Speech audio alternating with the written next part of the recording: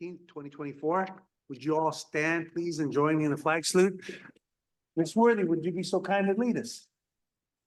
Allegiance to the flag of the United States of America and to the republic for which it stands, one nation, under God, indivisible, with liberty and justice for all.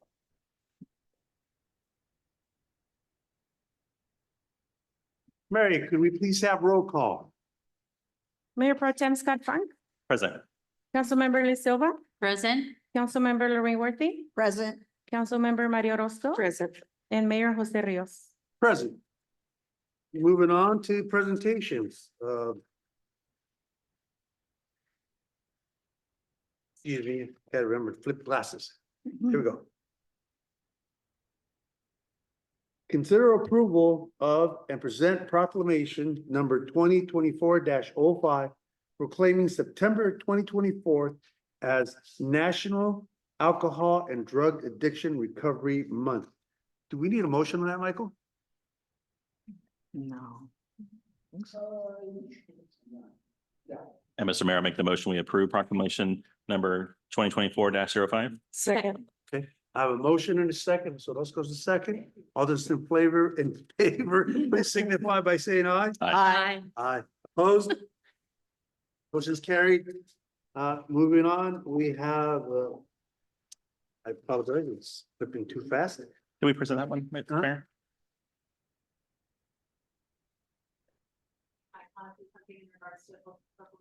Oh, absolutely. I'm sorry. I didn't realize we had someone in the room. Please step up to the podium and you would mind stating your name? Yes. A few Good evening, everyone. My name is Maria Camacho. I'm with Sun Street Centers from the South County Program of Prevention. And along I have some of our youth leaders. You guys want to introduce yourself? Hello, my name is Angelina Alcala and I'm part of the STEPS program. Hi, my name is Jocelyn. I'm also a part of the STEPS program. And my name is Juanita Chavez and I'm also part of the Century STEPS program. So we just wanted to come up here and really say thank you, guys. Thank you to the city of Gonzales for your continuous support with our mission and trying to write our preventative measures to be able to bring awareness to our communities. Because as we know, right, it's become a problem, not only with our high school students, but unfortunately with our younger ones, even reaching elementary school. So really thank you to everyone for your support. We have a lot of partners within our Monterey South County. So thank you guys for everything. And they did write a little letter for you guys. Again, just to say thank you for your support. Thank you very much. I think one of the girls can read over. Absolutely. We deeply appreciate your support for Sun Street Center STEPS by helping us make a difference in our communities. Our mission is to prevent alcohol and drug addiction by offering education, prevention, treatment, and recovery to individuals and families. STEPS has had the opportunity to support people in recovery by writing letters of encouragement. Furthermore, we actively promote National Recovery Month through engaging activities like our homecoming parade, float, and inspiring posters advocating for recovery. Your organization means the world to us and fuels our mission to continue supporting our community. Thank you for having us. Thank you for being here. Mayor, we also have the proclamation if you want to take a picture with them for you to present it and take a picture before they sit down. Okay. You had a proclamation? Yes.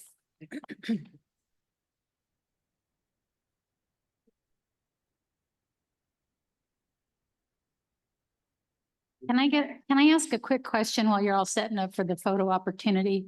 What does STEP stand for? It stands for Safe Teens Empowerment Project. We educate youth over the dangers of drug and alcohol. We help support them by giving them presentations, giving them examples, what's like how it affects you. And overall, we just want to help youth and adults too. Thank Awesome, you. That thank was you. very clear. Thank you.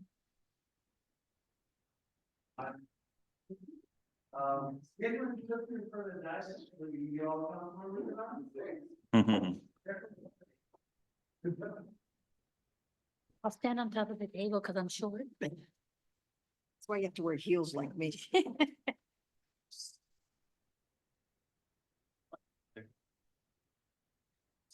Yeah. stand right. And we'll just stand in between. Sorry, Liz, you wanna move over? Well, you know, I'm so tall. Here. No, you're fine, you're fine. I'll get in between the, There you the go. two girls right here. Yeah, we're good. As long as they don't bump heads. Yeah.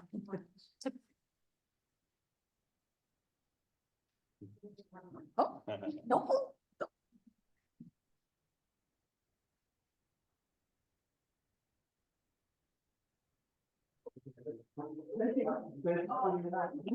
no. Was it upside down? Yes. Gotta open it up. I was just checking to make sure you're all right.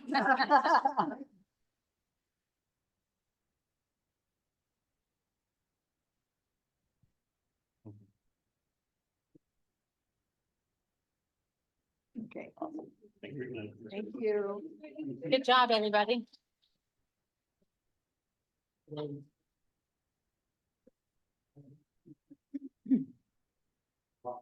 Yep. And then just hold the chair. Get the chair, I will. Thank you. bumper chairs. This is a little bit better than this morning. We had a presentation from Speaker Rivas and we were taking, of course, pictures afterwards. Luckily, Chris Lopez was behind me and he was kind of direct me where I should be looking. It's been an interesting day. All right, moving on. GYC Summer Fellowship Capstone. So we have a presentation on that? Okay.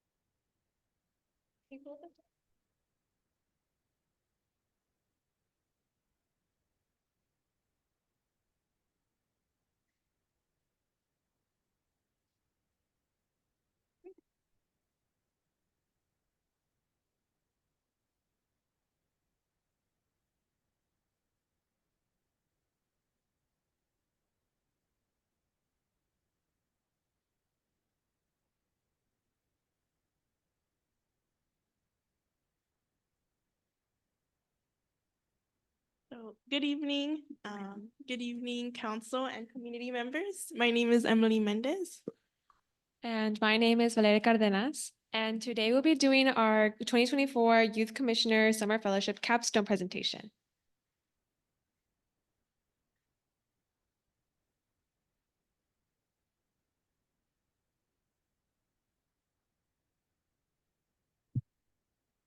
Slideshow overview. Today we'll be doing a slideshow that consists of getting to know us, the GYC purpose, program overview, purpose of fellowship, experience of our fellowship, experience overview of platform projects, moving forward, next steps, future projects, recommendations and appreciations and thank yous.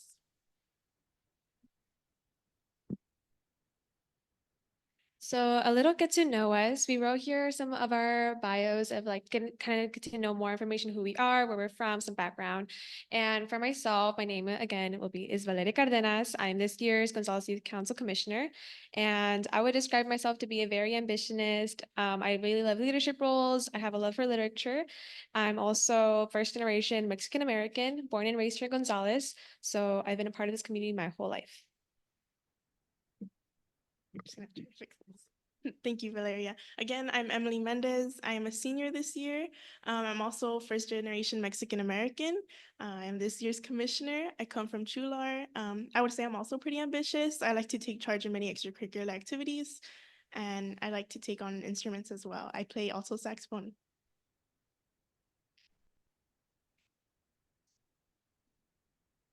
GYC purpose. So the purpose of the Gonzales Youth Council is to make a positive difference and positive change by advising, recommending and sharing information to ensure youth have a voice and influence in their city government, school, community, and especially related to policies, programs and services that affect children and the youth of Gonzales.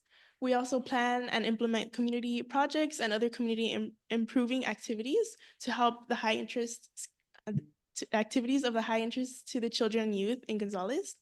We also gain value leadership, skills, and experience to aid our success and the well-being of our family, schools, and community.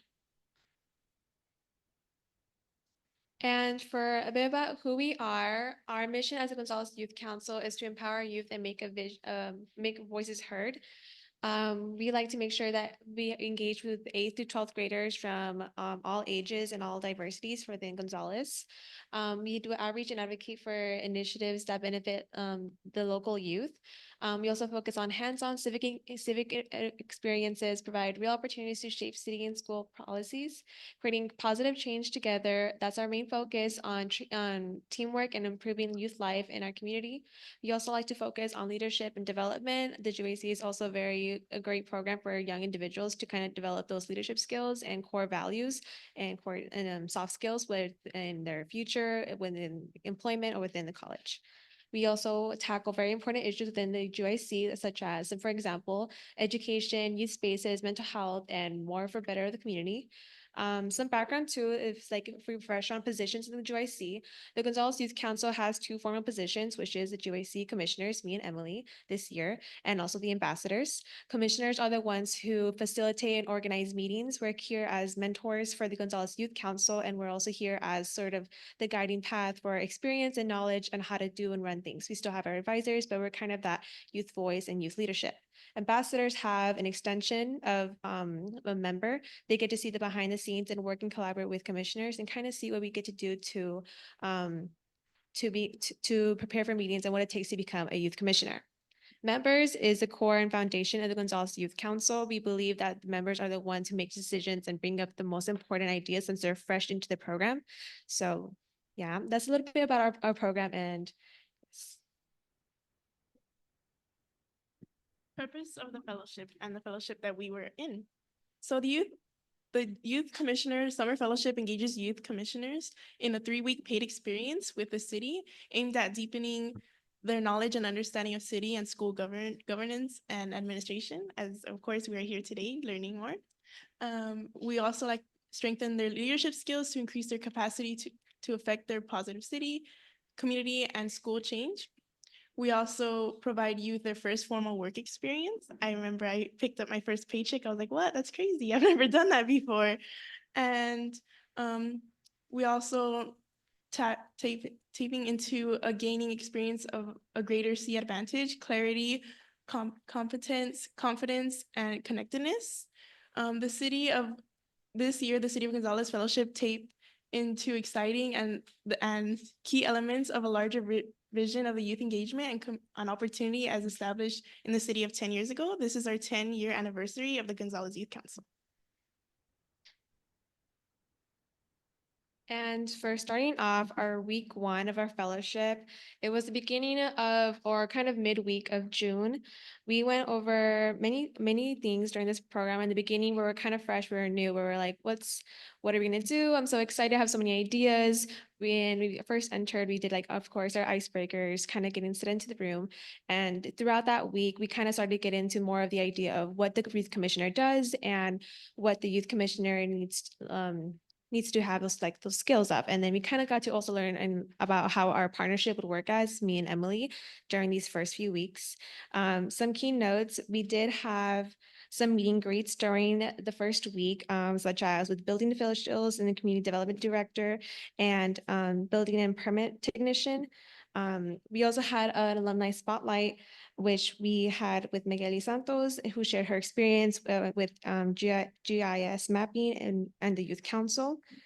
And we also had some important like sessions where we learned more about how to design with presentations in Canva and also with SWOT analysis, which is our system for how to plan action items within the youth council. And this was a very beneficial activity that kind of got also to memorize how when we first started within our year as a youth council member and how our ideas have shifted and how our views on the community have evolved from then and what our needs now and benefits and issues and benefits that the youth council can grow from. Emily, I know you have more to add if you'd like to share.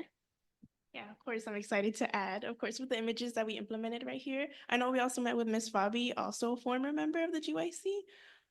In these images, they're so beautiful because of course we see Valeria, we see me, Fabi and Valeria as well. We also had the online session with Magali. We also have a core image for me is the big why, where we included our hearts of our big why. And I remember my first year at the Gonzales Youth Council, we watched a video, and of course we watched it again in the fellowship that really resonates and also grounds you on what's your big why. And I remember kind of pondering like, I wonder what's my big why my first year. And now my big why just keeps getting stronger and just more passionate. So of course you have the image of the big why. We have me sharing it as well. We also met with Mr. Tavin. You can see right there as well in the conference room. Yeah, it was just an amazing first week. It was a time to adjust and I felt very empowered because I've never done something like this before, but getting ready and waking up, knowing that I have motive to come to the city was an amazing experience.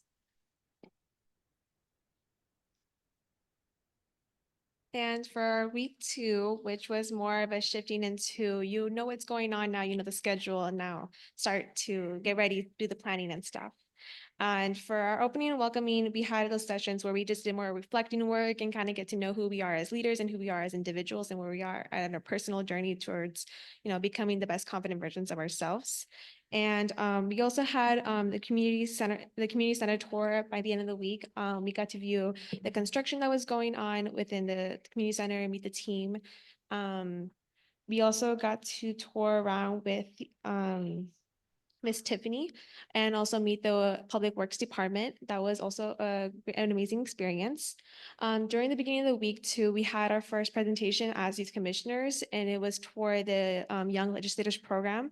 And that was a very interesting experience for us. It was our first time presenting as a partners for the Gonzales Youth Council. And it was also a very much learning experience that we would carry on for the rest of our term. And we also had more department tours. We met with the police department and also fire department, and we met a lot of individuals that we were really grateful to meet, and also very enlightened more about their career paths with their department and like what their work entails and how they work with the city and benefit and stuff like that. And we also had an immersion for the GIS mapping. We had with the Community Development Department and GIS mapping session with Mr. Juan and Olivia. We got to learn more about their job and their projects that they're doing. So that was a very interesting process as well. And we got to learn more about the actual inner workings that goes on within the behind the scenes of making decisions and planning for things. Also during the second week, we got more into what we want our Gonzales Youth Council to look like within our term, more so what our recruitment plan would be and also what our GYC will look like within this year, which we decided on 8th grade to 12th grade and stuff like that. Emily, I know you want to add more. Go ahead. So I just wanted to highlight the images on the slideshow. The one on the left was me, Valeria, and Miss Tiffany. We were looking at the community garden and we saw little sprouts of vegetables, and that was so nice to see because I didn't know about this, but it was nice to see how our community is working together just to grow, not just plants, but together as humans. On the picture on the bottom left, we have me and Valeria, and that was actually on a Saturday. The week 2, we actually extended to Saturday. And I felt like that was very empowering because like I woke up and I'm like, Saturday, I'm still gonna go and I'm gonna put in my all. And it was really interesting because I feel like we finally got to see what we wanted with the image on the right being the star, where we included what our stars, aka the members of the Gonzales Youth Council, how we want them to be and how we're going to influence them to, of course, join the Gonzales Youth Council. We also visited, of course, the construction site down below. With Miss Tiffany also above, we visited the sewers. It was a little stinky, a little smelly, but it was really informing. I've never knew on how these kinds of things work with like the science behind it. And I found it really amazing. Like I've never heard of anything like that, how Gonzales works the sewage. It's mind blowing. We are implementing going green, of course. So that's amazing. Yeah, of course, we wrote with Miss Tiffany. It was an amazing week. Kind of settling down, understanding how things work, understanding that I'm working for the city, and also understanding how I have purpose here. And I feel like it was very empowering. So beautiful week. And up to week 3, this was our last full week before our summer fellowship would end. And it was kind of one of those situations where we're like, we're confident, we know what we want to do, and this is our council now. We are the commissioners, but we weren't like that possessive. We were just more confident within ourselves. And during week 3, we went with council members. And then we participated in meeting the council members here within this council, which was council member Lorraine Worthy, Liz Sylvia, and Maria Orozco. We had the opportunity to meet them by the end of this week, so that was an amazing experience. We got to learn more about who they were in their career paths and their journeys, and how they would want to work with the GYC within the future. And it was just a really interesting time too within these experiences and immersions, because we also got to learn more about how we had a lot of potential to grow and collaborate, and also more potential to know who we are, know and get those connections within our community and feel more confident and comfortable within making decisions and within working to make a better difference. During the beginning of the week 2, during the beginning of week 3, we had met with the Greenfield Youth Council. And during that meeting, we discussed very important issues that we had done this previous year. Last year, we had done the South County Youth Summit, which is the first we have ever done, which is a collaboration between the Soledad, Greenfield, and Gonzales Youth Councils. And during this meeting, we were able to discuss about what happened last year, the results from the research we had, and what students were most commonly saying about their communities and what they needed, and what their communities needed for like growth and like more for their youth. And this was an interesting experience too, because we also got to meet with more youth allies. And that was very interesting itself, because they were just like us, going to the same experience of other fellowships. And it was more like an experience like, oh, there's more people doing the same thing as us. So that was very fun. And during this week 3, we also had our police ride-alongs. So we got to ride along with police officers, me and Emily, during the beginning of fellowship, which was very interesting. We got to do like a little Q&A. And we also got to meet with the mayor and city manager. Those experiences were also very enlightening, and more about their positions and more about how their work ties with the city and within themselves as well. And I will pass it on to Emily. So yes, hi again. So just to highlight the images again, the one on the right with the Gonzales Youth, not the Gonzales, but the Greenfield Youth Council was really empowering, I feel. Meeting these amazing young individual women and getting to know their background, but also their community issues, kind of felt like we weren't alone. Really empowering to meet these women. I really loved visiting the construction with Valeria, because we put on those vests, we put on those helmets. I'm like, man, I work here. Well, I don't, but it was amazing. Just walking around, looking at all the construction and how the Gonzales Youth Council, but also all of you guys, all of you council, implemented the help for that. So I truly appreciate the community center being built.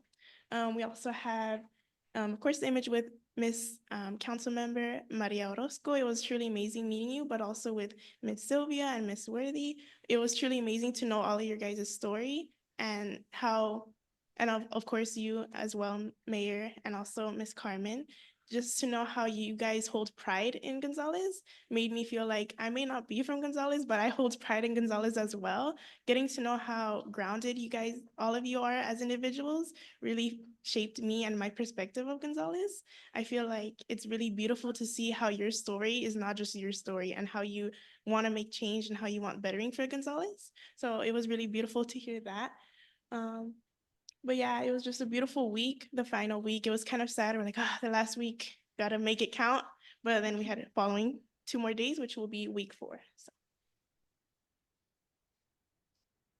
And for week 4, this was a time when we were wrapping everything up, all our planning, and we were also planning for the National Night Out for what we're going to have our recruitment pieces and how we're going to interact with community and have and take advantage of that time. We also met with school board members. We got me with my school board members, Miss Araceli and also Miss Melissa, and we had most of our Monday meeting with them, and we got to also know more about the school board and how the system runs, and also more about themselves and how they got to the position where they are that day. And we don't have any pictures, but during the beginning of that Monday, before we went with the school board members, we had like our celebratory like lunch where we got to have like Luigi's, I believe, and it was more so to celebrate finishing our fellowship and this being like one of our final days. So that was very fun and also very nice to have, and we were really grateful. So we just say thank you for that. And for National Night Out, which was like the second last day, that was also very interesting. That was a time we were out in the public answering questions, giving more about who the GYC is. And I really grew from that experience, having a good time and also getting to explore the other community members that were there during that time. And I'll go ahead and pass it to Emily. So thank you. Of course, this was our final week, 2 days. I was like, man, I'm gonna miss it, missing the smell of community in the city hall. It has a beautiful smell. Like I walked in today, I was like, I miss the smell. And meeting, of course, school board members took the whole day. And I must admit, I was like, wow, I didn't know that it's like, of course, I will never forget what Mr. Tevin told me about how things are like, his work is balloons. And time for tomorrow for the? We have a meet up that's. Sure.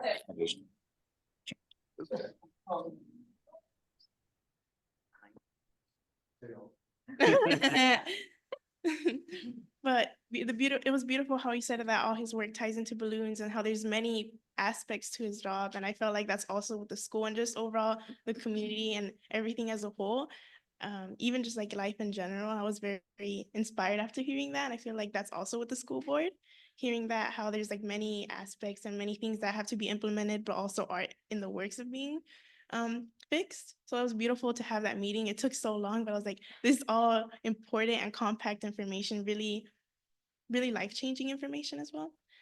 Also with the National Night Out, it was interesting because we first got there, set up our table, kind of empty, looked down, then looked up, everyone was here. And it was like, whoa, there's so many people. And it was just amazing to see how a lot of youth members walked up, little kids are like, oh, what are you? We're the Gonzales Youth Council. And seeing how the community engages as a whole is truly beautiful. But also the programs that we had for National Night Out, I got to know other programs that are trying to implement Help at Gonzales. And it was very, very like, it made me happy to know that we are trying to like implement programs and implement things for our communities, not just us, but also for the whole community. So it was really beautiful with National Night Out. With the image right there, me and Valeria having our stand, we had our applications. I remember there's some younger members like, just wait until you're in 8th grade, you're almost there. I'm like, would love to have you. I know we won't be here, but we will pass on for the positions. It was a nice ending week, getting those thank you letters and getting all that work done. Felt really accomplished. I felt really accomplished, but also it was really amazing to work with Valeria by my side. She was an amazing member and she helped me ground myself whenever I had that rock in the path. So it was amazing.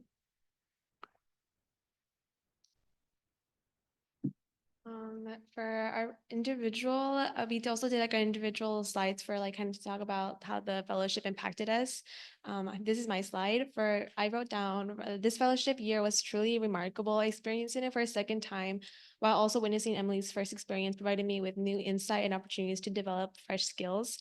It was not only enhancing my existing leadership abilities, but also preparing me to make a greater impact in the future. I feel like with this year, this fellowship being like my last fellowship since I was here last year as an ambassador and now I'm here as commissioner, I've definitely like grown within my maturity of like the leadership roles, and I've also kind of grown within like my expectations and also my strategies within getting work done and within making relationships. I definitely took this more time to kind of more so take in people's stories and kind of live in the moment. So when it was by the end of the fellowship year, I was kind of shocked. I was like, it's over, because I was like, what? It was taking so long. I was like, You know, it was like, it was running too slow for me because I was like, taking it in. I was like, I'm a senior now, I'm gonna graduate. So I was like, I'll just take it all in. And then working with Emily too, I kind of got the experience that last year's commissioners had. That was like their like second time also, and now this is my second time. I kind of see that fresh experience, that fresh reaction of like, oh, this is amazing. Like there's so much we can do. There's so much like opportunities, more like possibilities. There's like we have a lot of potential. And that was just really like refreshing and like very much like I needed it for like to like kind of set the tone too for like the next council, since they're also going to be that fresh experience.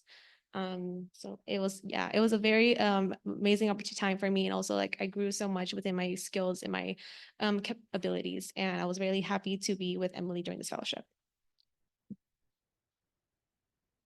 So my version of the youth council fellowship. So I'm truly blessed to have the opportunity, and thank you everyone in the council, but also just having faith in us youth is really, I'm really thankful for that.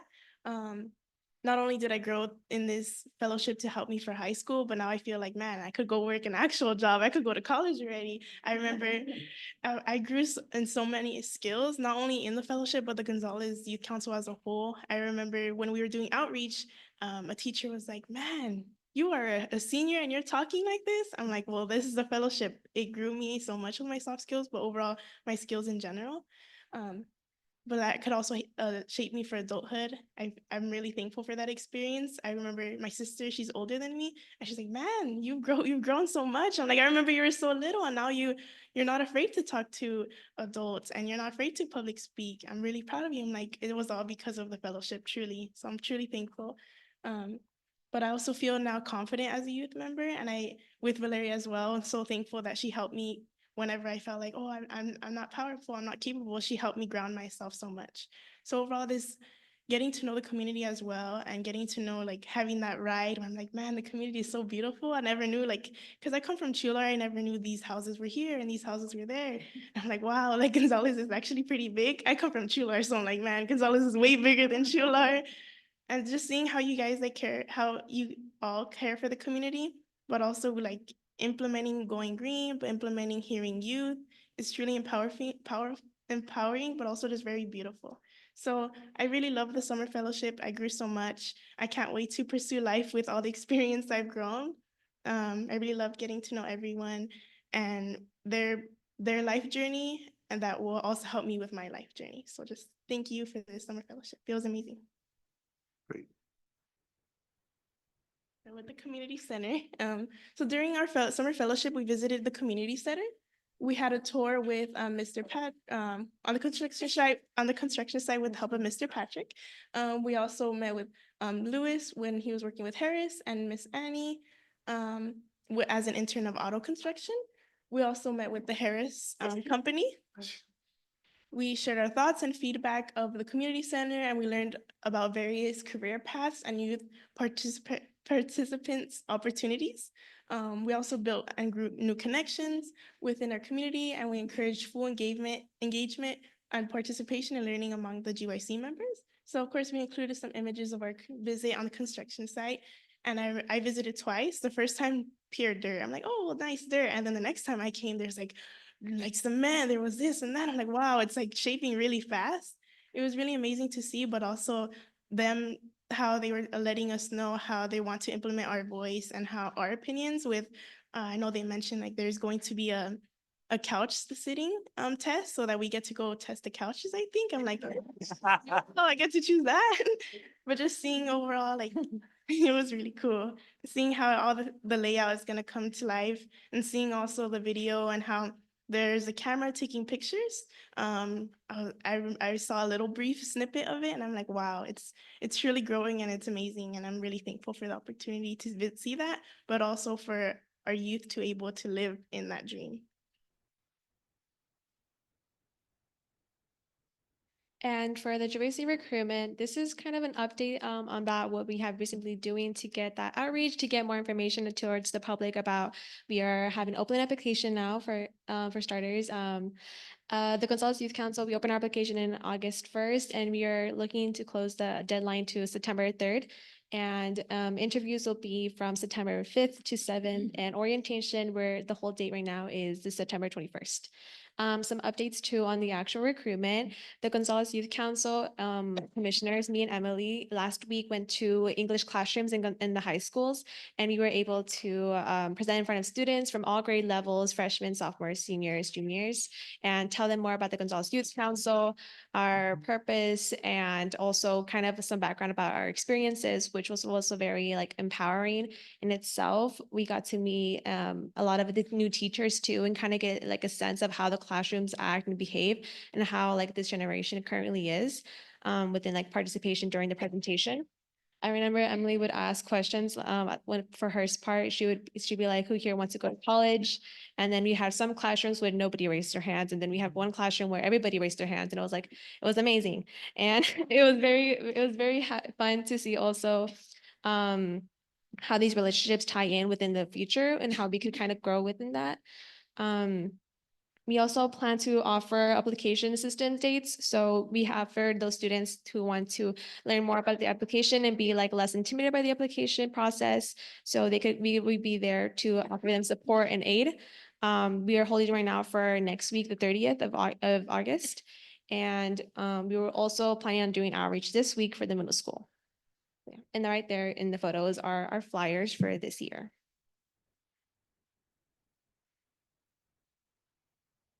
So moving forward and what's next? So continuing, of course, we would like to continue previous projects like the tennis rights initiative, where we build on our previous efforts to advocate tenant rights, integrating new insights and strategies to enhance the impact and effectiveness of this initiative. With also the substance prevention project, and our commitment to substance prevention will continue and expand with many activities, and also outreach efforts aimed at further educating and supporting our community and our youth. We also plan on having orientation for our new council members. This course happens a lot with the Gonzalez Youth Council. I remember I went to orientation my first time. I was like, wow, orientation twice. I'm like, even more of a wow. And I can't wait that I am now going to be hosting the orientation. I'm like, bigger wow. I'm like, I can't believe I'm going to be in a room full of youth who really would like to, who want to advocate. So I'm excited for the orientation now as a leader of the orientation.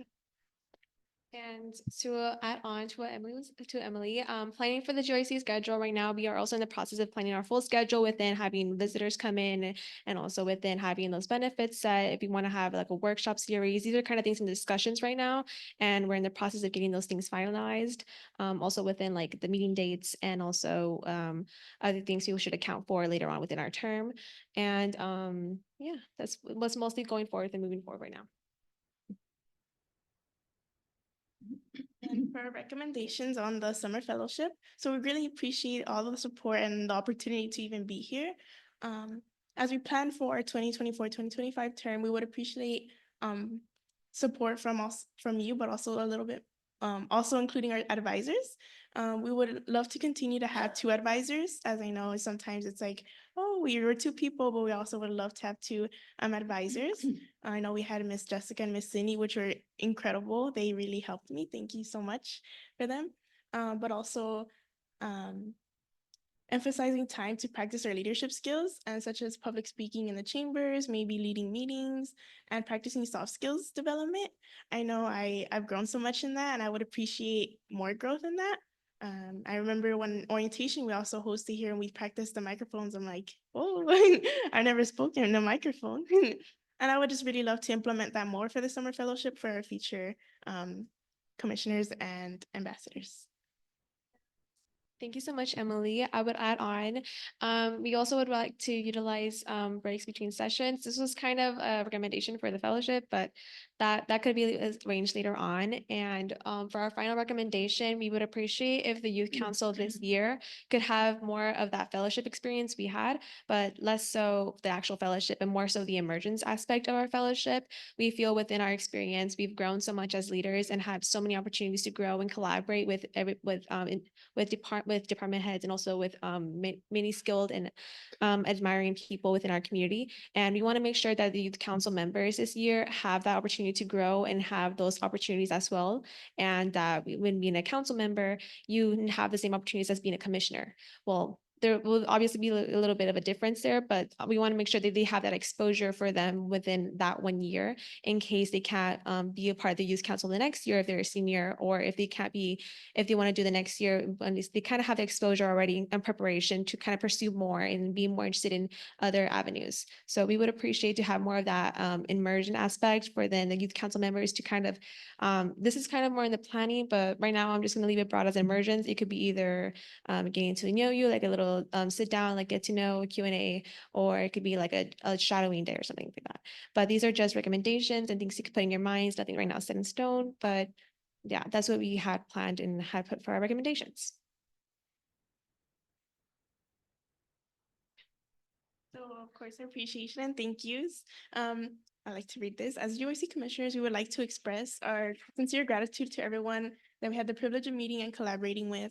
During our summer fellowship, we had the opportunity to grow as leaders, build valuable connections, and gain deeper understanding of how the city government works, but also school administration. With the knowledge and relationships that we have developed, we aim to inspire the next generation to be civically engaged and advocate for the betterment of our community. Again, for personal level, I'm truly thankful for this opportunity. I'm excited for what the future generations get to experience with this, how much I've grown, and how much I want to help people grow. They're like, oh, you have so much skill. And I'm like, oh, well, trust me, it was this. And I'm hopeful that maybe you could experience this one day, because it was truly amazing.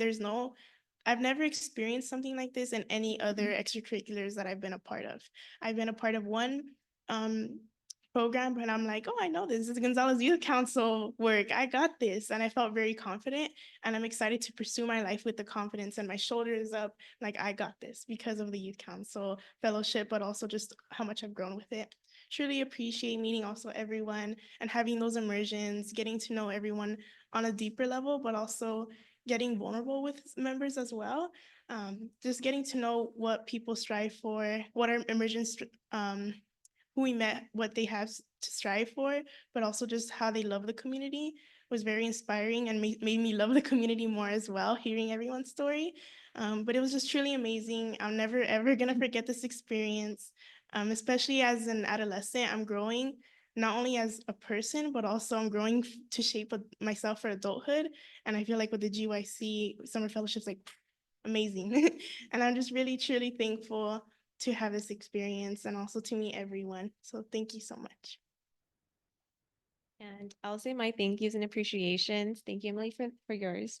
As Emily said, I also feel the same as Emily. I'm very grateful and like for having this experience again and getting to know everybody. It was very almost like not just refreshing, but it was also very much like grounding within my community too. Because like growing up here, you think you know everybody, but you can know people more on a deeper level, and it's always an amazing experience to know those people, like, and have those connections.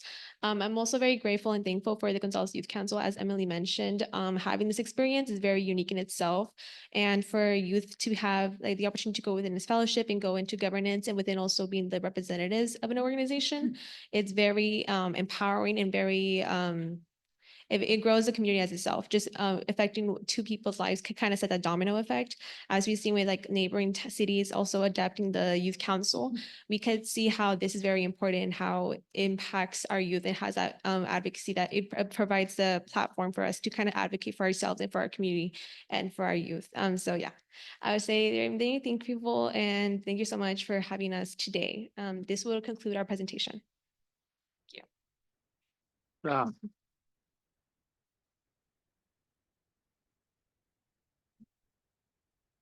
Well, thank you very much for your presentation, and I am awed and hopeful that one day when you go out and get that degree, you come back and my chair will be open. Thank you again. And Thank you so much. we continue to hope to see you here at the council meetings with bi-weekly reports. Thank you. Great job.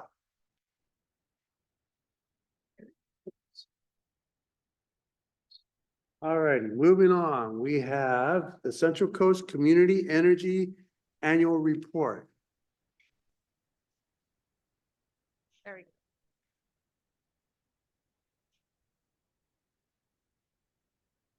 Thank you, and good evening, Mayor Rios, council members, Gonzales staff and community. Can everybody hear me? Okay, my name is Judy Young. I'm the Senior Account Manager with Central Coast Community Energy, or 3CE, and I thank you for the opportunity to present tonight.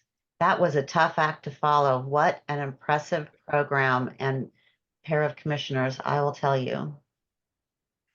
So tonight I'm quickly going to go over who 3CE is, because not everyone knows. We are a new type of government agency. We were formed about 6 years ago when all of these cities and counties came together and said, what if we purchased the electricity to serve our region? Could we do it better? As a local public agency, could we be competitive in price, make greater progress on renewables, and provide investment back into our communities?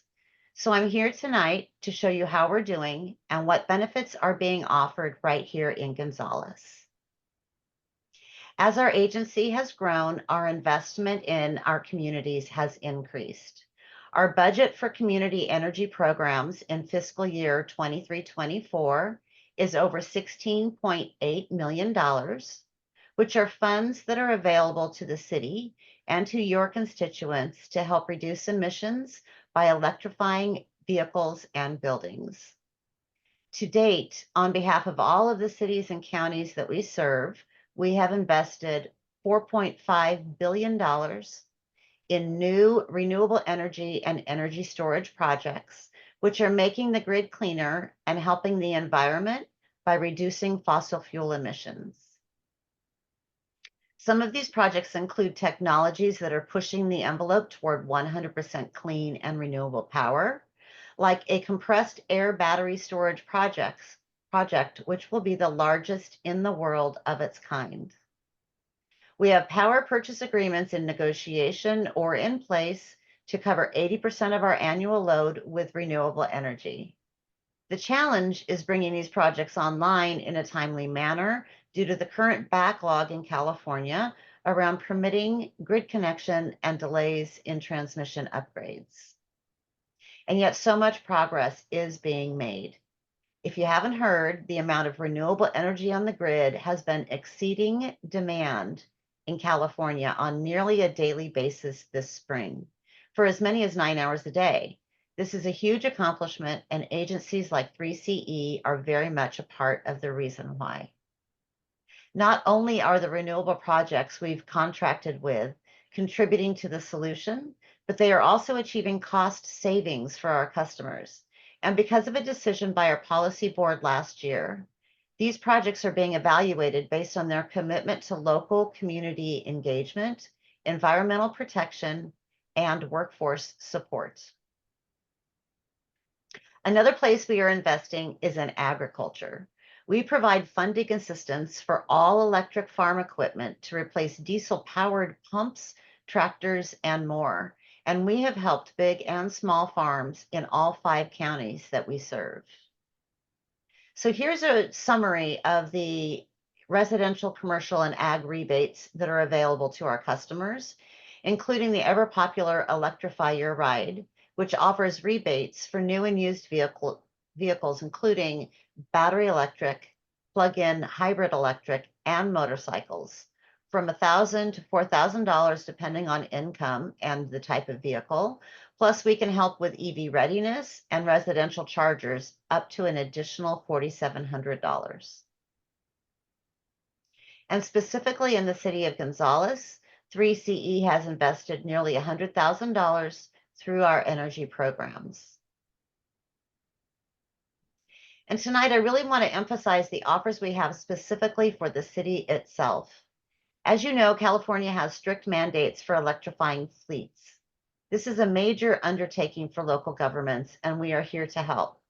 We have funding to help you plan how you're going to make this transition, how many EVs you will need to purchase and when and where your chargers should charge. And after your plan is complete, we have funding to help you pay for the vehicles and the charging infrastructure that you will need.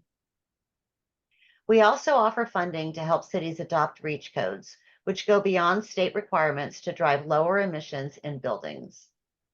And finally, I host a quarterly call for the staff of the local governments that make up 3CE, where I go over all of these opportunities.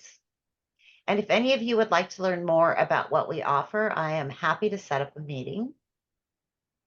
And the last thing I'll add tonight is that the applications are on our website at 3cenergy.org for the generous rebates and incentives available to all of our customers to help purchase electric vehicles, heat pump water heaters, and HVAC systems.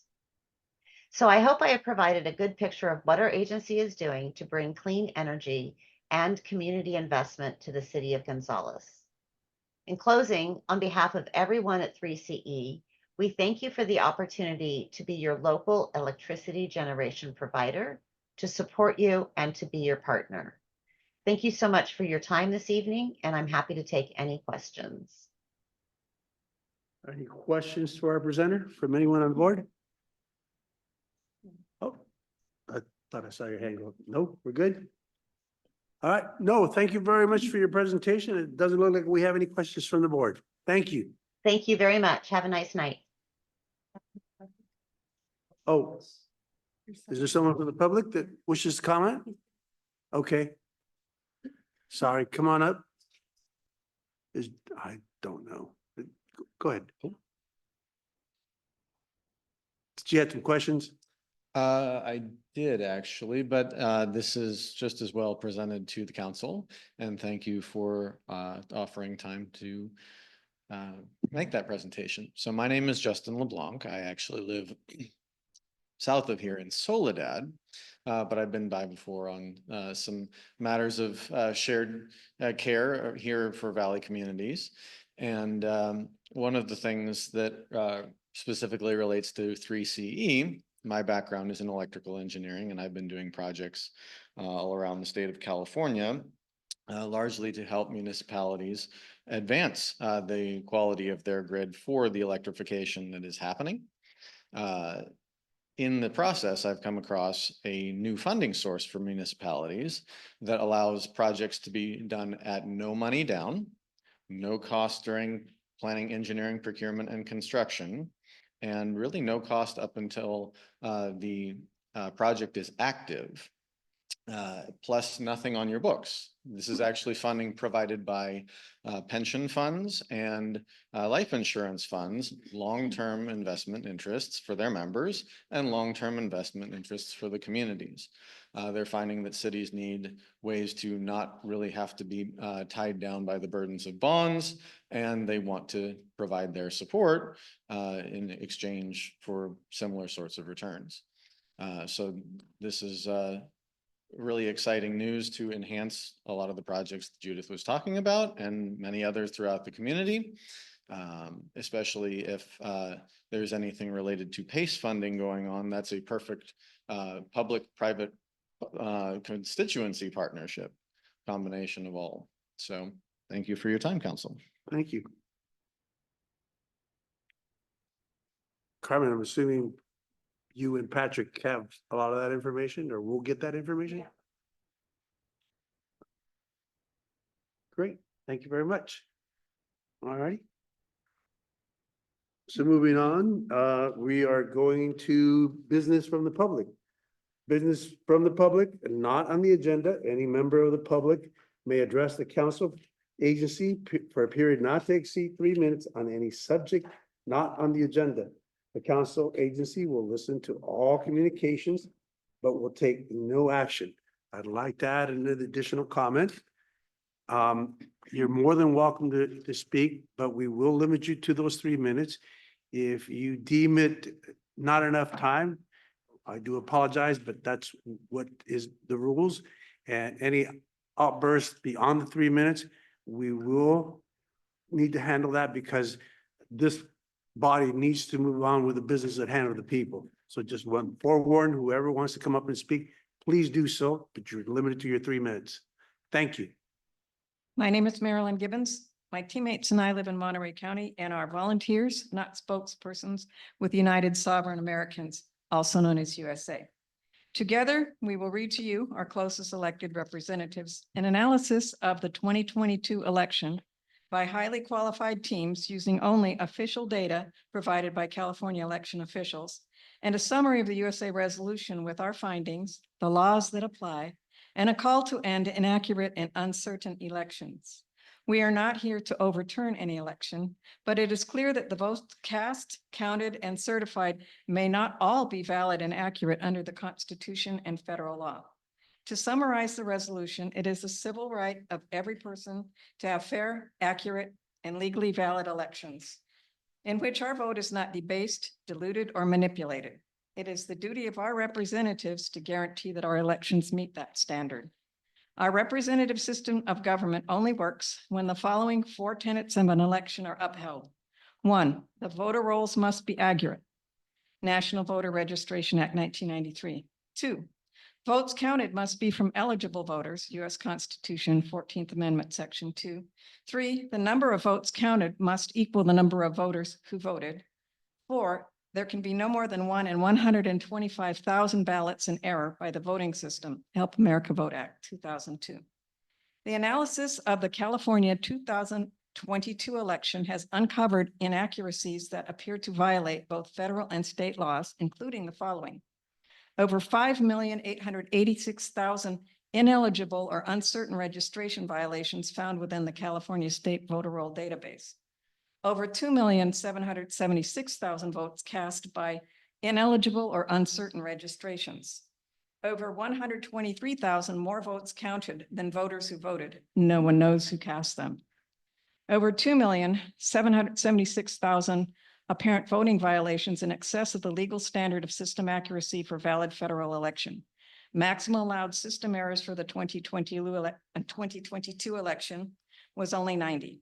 Certification vouches for the accuracy and legality of an election, but the intent of the voters must be known factually before certification can be done. Certification of the 2022 election appears to have been illegal, invalid, and in violation of the legal requirement for voting system accuracy in a federal election. To prevent future violation of our civil rights to accurate, legal, and valid elections, we call for specific remedies, including the following. 1, proof of citizenship, identity, and eligibility. No anonymous attestation. 2, voter rolls certified accurate and available for public review 30 days before the start of early voting. Voters added after that date must bring proof of citizenship, identity, and address. I'm sorry. Thank you very much. Pardon my glasses. I left my good glasses at home. I'm I'm Frank with you. Troya, and first of all, I'd like to thank you for your service. I'll take up where she left off. Proof of citizenship, identity, and eligibility. No anonymous attestation. Number 2, voter roll certification, certified accurate and available for public review 30 days before the start of early voting. Voters added after that date must bring proof of citizenship, identity, and address in person to the polling place. 3, hand-marked secure ballots similar to currency where imaging technology is used for tabulation. The security feature must be verifiable in the ballot image. 4, systems, machines, security measures, and infrastructure and conduct are required to be compliant with federal law for fraud prevention, risk of assessment, certification, testing, and implementation.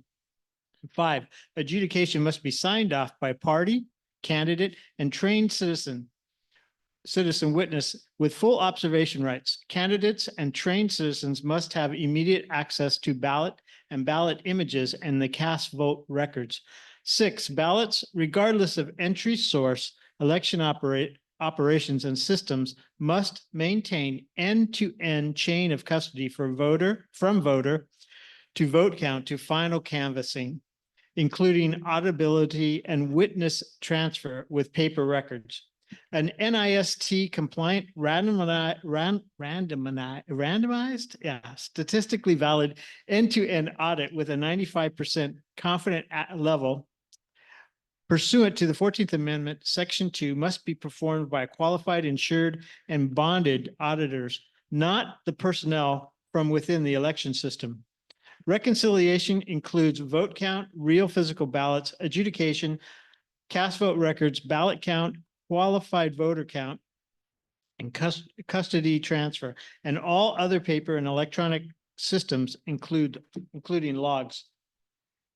8, if the total of the unique variances above is more than 10% of the margin of victory, a new election must be held for those candidates affected unless the issue can be provably corrected by a manual hand count and full review of records. Number 9, waiver of requirements is not allowed. Only end-to-end system compliance can guarantee the intent of the people is accurately recorded. In closing, we will present the city clerk with a written copy of the full USA resolution. Please show your report for accurate and legal elections by signing it and adding a vote for the resolution to the agenda for the Thank next you. council Time meeting. is up. Thank you. Thank you. Hi, Hi. continuing. For more information, please visit USA website at freedom.com. That's freedom.com. Thank you for your time. Thank you.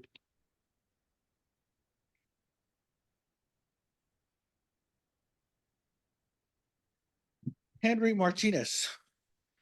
Last week, I wanted to apologize for what I did last week.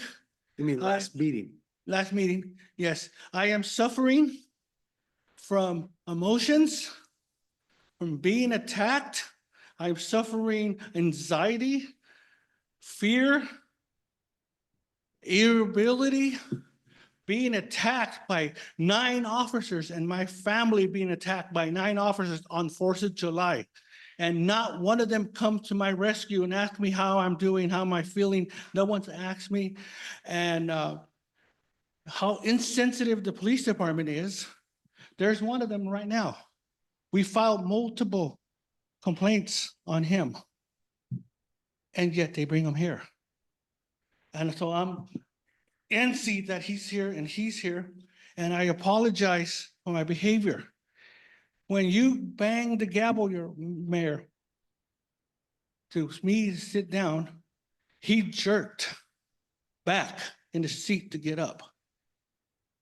My self-defense mechanism of being assaulted kick in. I was defending myself, afraid that he was gonna come over here and grab me. Being assaulted by 9 police officers from the Gonzales PD. So I apologize. I am a victim without support, without any help, and no one's asking how I'm doing. No one's offered me counseling. No one's asking me if I should go see a doctor.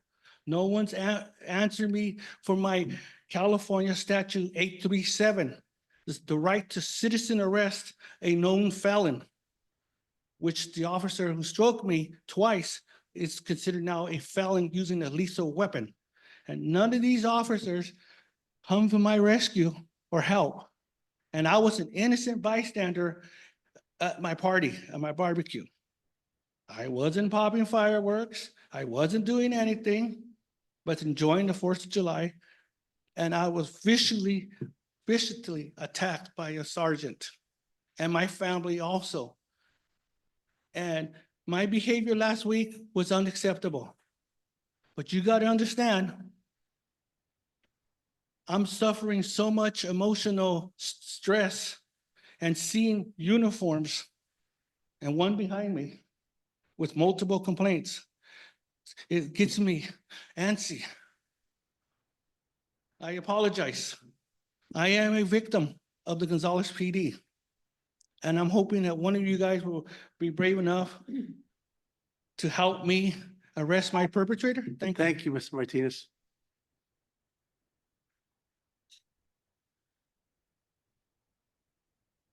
Anyone else from the public wishing to speak? Oh, okay. Roman, yes. I see the hat. Yeah, my ankle's acting up here. I've broken in wrestling 3 times, so. I wanted to talk about loud music. It's becoming it's not becoming an issue. It is an issue. I think we talked about this probably a year ago or so, over and over and over. The thing is that I know this one resident that's been called 3 times where the vehicle, they open up the doors of the vehicle and the music's pounding, right? You don't need a complaint to give this guy a ticket because it's coming out of a vehicle. And this house has never been cited, never been given a ticket. So it's automatically a ticket. And the police department's not doing it. So I don't know what's going on with the police department here. So I think you need to sit down and talk to leadership to see what's going on. And I also know when people are calling the police department and complaining about loud music at homes, and the police department are not giving them tickets or citations. But they say they have to have a written from us, something of, we have to file a complaint. They have to have our name to file the complaint to give them a ticket. I don't know if that's right or not. So I'm asking the city manager and the mayor to bring whatever laws that the city has on loud music ordinance and to bring it in front of everybody so we can see if the police department is telling us the truth or not on these ordinances. So it needs to be brought forward.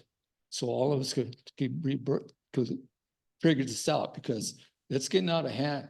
This weekend, I think over here by the park, one of the people over there that I know called me.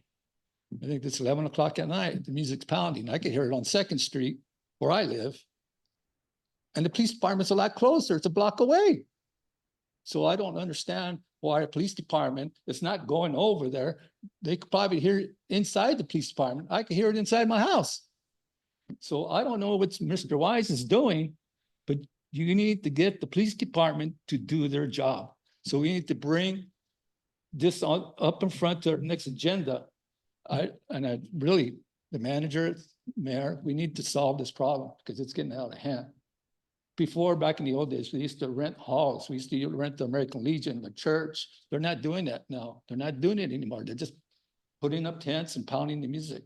So it's not only not me, but this is people calling me. This is family members from other areas or friends from other areas all around town. It's crazy. You know, it needs to be solved. Another thing I wanted to talk about is lamplighter. Well, can't talk about that. So Sorry, Mr. sorry about Barba. Thank you for your comments. Anyone else from the audience wishing to speak on an item not on the agenda? Don't see anyone. Estella, do we have any comments via Zoom? No comments via Zoom. Thank you. Mary, any comments via email? No comments via email. Okay, then I'll go ahead and close the public meeting and bring this back to the council. And now we're moving forward with the consent agenda. And at this point, is there any council member or public that wishes to pull an item from the agenda? I thought Mrs. Worthy had some questions. Yes. Anyone else? And then I will. Oh, and Ms. Silva has some. And if they're not the same one, I have one question, but I'll go ahead and allow them to begin. Ms. Orozco, Mr. Funk, are you okay? No questions on the consent agenda? Okay. Ms. Worthy, would you please begin with your questions? Okay, mine is under warrants. So it's item number 7. Pacheco Water Store, small business loan for $81,000. If somebody could just explain that one to me, I'd appreciate it. Yes, thank you. Kevin Kinnison Brown, Community Development Department. So there was a loan approved by the city through the recycling CDBG monies on July 11th, 2023 for the Pacheco Water Store for $100,000. In September, the awardee of that loan from the city drew down a check of about $18,000. So this 81 and change actually represents the balance of what the parties were loaned in 2023 in July. The city, it's a pool of money that the city recycles as repayments are made from about 10 or 11 recipients, and we collect a pot again. We have another set of money that we can loan out again to another business. But that was part of that register right there.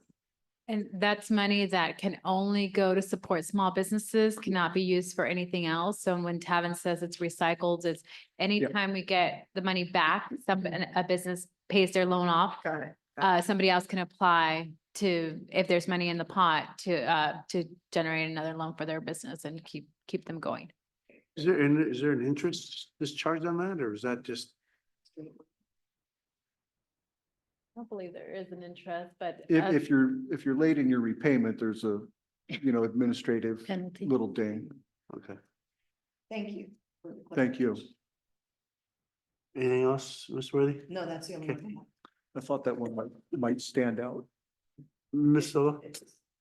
I just have a quick comment and with regards to item 14, page 43, subtitle Parks. That was something that we received the results from the ballots that were sent out.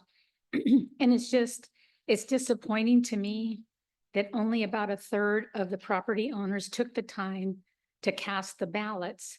So the other 2/3, if they have an issue with things not getting done, maybe you should have submitted your ballot.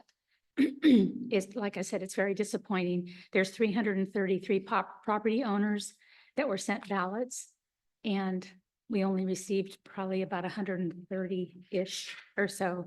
So again, when things go wrong, you need to talk to the property owners that did not take the time to cast their ballot. And that's all I have. Well, I had one question, and this is for our public works director. I did see on the warrants a cost of $10,000 for fumigation. It looks like for the trees. Seems like an awful lot of money for I don't know how many trees. It really doesn't spell it out. And I'm wondering for $10,000, I would imagine that's a lot of trees that we could have purchased. So are we better? Was it money well spent? I'm looking at 10,000, how many trees we could have bought with that versus fumigation?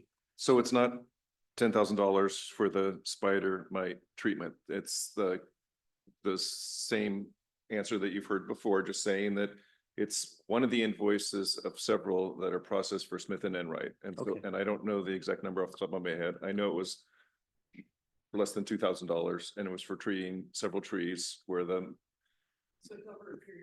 well, but they're all lumped together in the month as we pay them.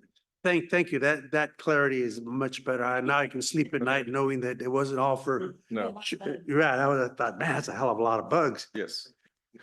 So, Well, and it's my understanding in the new financial system that will occur. Yeah. That's Great. the problem. We're dealing with still the old financial system that only takes the first invoice that's coded in. So whatever it is, it could be something for 500, and if the complete total ends up being 15,000, it just shows up 15,000 for that one invoice. So makes sense. all righty. So with that being said, and all questions answered, I'd Mr. like Mayor? to see if, yes, I move that we approve our consent agenda as stated. Second. I have a first and a second. All those in favor, please signify by saying aye. Aye. Opposed? Consent agenda is approved. Moving on to the regular agenda items. First item up, and I'm assuming this is Mr. Kinnison Brown. Yes. Is this the Lucia specific plan update? Yes, I'll have a Staff few. report. Kevin, before you start, I just want to ask the audience if anybody is monolingual, only Spanish, solamente hablan español. Si levanta la mano. Si solamente hablan español. Okay. ¿Y están aquí para la presentación de las viviendas? Sí. Okay. So I might have to insert in some places and just translate for them. We'll leave that at your discretion. Thank you, Stella, for loading up the presentation.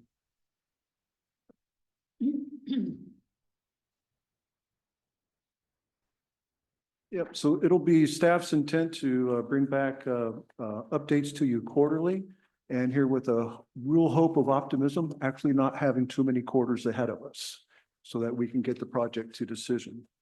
So the Vista Lucia specific plan has been long in the works. A visual on that with the next slide is the proposed development here on the northeast side of town off of Fano Road. About 770 acres. And it has mixed residential land uses interspersed with proposed school sites, park sites, commercial sites, and apartment sites, and housing of various densities. Chavin, give me a second here. Okay, so para los que solamente hablan español, esta es la área donde se están proponiendo las viviendas. Son 720 acres que se están proponiendo donde van a haber viviendas de diferentes tamaños, incluyendo apartamentos, casas para familias y townhomes. Thank you, Carmen, for slowing me down there. And so that's kind of a visual. They're not, it won't build overnight. This is probably 20 to 30 years of construction.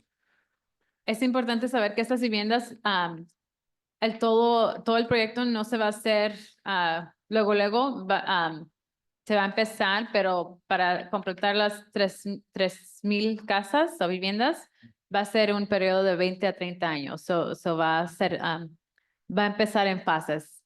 And with the next slide, please. So since it's a very large development over a long period of time, the city, we are working to finish here a draft development agreement, which is nearly completed. Basically a business arrangement between the developer and the city. We're working on a draft affordable housing agreement that's nearly completed. An environmental impact report has been circulated for public review. And when we get those comments back, we prepare a final impact report, which it talks about how we answered questions. And it's pretty much ready to go. It'll soon be ready. And we've also made progress on staff reports and exhibits and our other application. And even just that last bullet, there's probably, tens, if not 100 pages of staff efforts and like that last bullet. Y aquí solamente está presentando que son los diferentes reportes que van parte de la aplicación para esas viviendas. Son las negociaciones que está haciendo la ciudad con el I can never say that word. Inversionista, there you go, para llegar a acuerdos sobre las casas que se van a hacer y las de bajos ingresos, etcétera. And with the next slide, please. And one of the other things that's happening here is a very conscious effort for us to extend public outreach efforts and increase awareness of this project. Leaflets and handouts were given in both Spanish and English on the 4th of July, National Night Out. And as people are learning of this project, they even went to the master developer's website and we're looking at some of the pictures and the information on Vista Lucia. And they got all kinds of emails and their website traffic went, they had a lot of hits. Aquí solo está discutiendo sobre cómo hemos estado dando más información al público del proyecto y ha generado más interés en las viviendas. Okay. And on the last bullet there, what we're doing with that public interest is we're taking names and emails from the people that are showing an interest in this. And we started a thing called an interest in housing list. And in fact, for this meeting tonight, we made a concerted effort to email about 80 persons on that list to let them know that we're going to talk about it tonight at council. So that's shaping up. Next slide. I didn't know if you needed to speak to the interest list. No. I'm sure that. Okay. And just one more, let's just go one more slide. Is even though we had the very colorful map on one of the first slides there, it's still going to be proposed in some phases.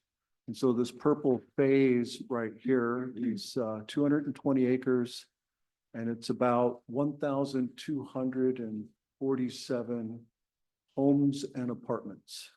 So, eso es importante, como vieron todo el mapa que tenía diferentes colores, son los 700 acres. Esta área en morado es lo que se va a hacer en la primera fase y son aproximadamente 1,200 viviendas. And one more slide. So the remaining actions ahead is for us to complete those outstanding agreements. To get the final EIR ready for public decision-making and review. And then to have public hearings at the Planning Commission and the City Council this winter. And then Mr. Brent Slum and I have kind of made a pretty firm agreement that the day after council action, we will be ready to drive an application package to LAFCO in Salinas and make that application. So that's what I have right now. If you have questions. Let me translate it thank you before very the much. questions real quick. I'm so sorry. So este es, cuando pensamos que vayamos a completar las negociaciones para los contratos, so queremos terminar los contratos en el otoño de este año, son unos meses aquí en septiembre, octubre, esperamos terminar todos los contratos o hacer los contratos que se necesitan. Las importantes son las audiencias que se van a oír en el Planning Commission y la mesa del concilio, y eso esperamos venir aquí al concilio para aprobación a últimos de este año. So, noviembre, diciembre, por ahí, porque después de eso tenemos que ir a LAFCO, que es una organización, una comisión que últimamente va a ser la decisión sobre si podemos crecer la ciudad o no. Las líneas de la ciudad ya están extendidas de lo más que se puede, entonces necesitamos que este cuerpo de trabajo, LAFCO, apruebe que crezcamos la ciudad para que puedan incorporar los demás acres para poder hacer las viviendas allí, porque ahorita están donde está proponido el proyecto, está en el condado. Esos files al norte de Payno Road no son propiedad del condado todavía. Entonces tenemos que pedir que nos los den a la ciudad para poder hacer las viviendas allí. I think I can bring that back to English for the translation here, is the LAFCO application.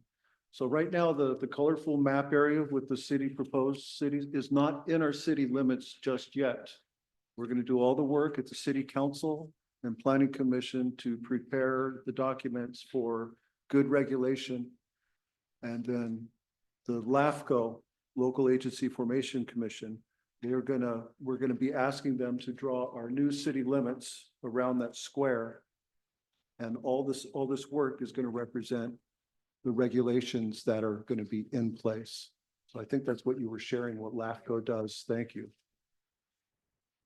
So that concludes my presentation. If you have questions or interest from the audience, I do know that Mr. Slama is on the internet if you have questions for him. And I believe Glenn Pace is also Yes, online. thank you He's very going to be much, joining Carmen. via Zoom too, to answer any questions as well. So I believe Ms. Silva has a question, so I'll let her go ahead. It's more of a comment. Just stay the course, gentlemen. You've been with us a long time and I hope you stick with us. Just a little disappointed in the timing for the LAFCO hearings, because I think it was about a year ago, they estimated it was going to be maybe this August. And now it looks like it's going to still be another year out there. So disappointed, but we're moving forward. Thank you. Liz, I feel your sense of disappointment. When I came on council, I believe our city manager at that time said I'd be going to present sometime the latter part of the year. Well, he's no longer with us. We now have a very capable city manager with Ms. Gill. And I think it's further along than it was before, but we're getting there. And I have full confidence in staff that this time around we will get there. So I will go ahead and open this up to the public. Anyone wishing to comment on this item may do so at this time. Ahorita voy a abrir la agenda al público, todas las personas que quieren comentar sobre este tema. Tienen 3 minutos para hacer su comentario. Gracias.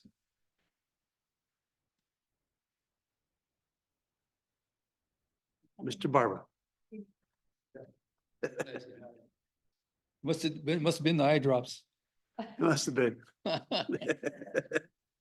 I'm looking at the map here and I see you got the elementary school, right?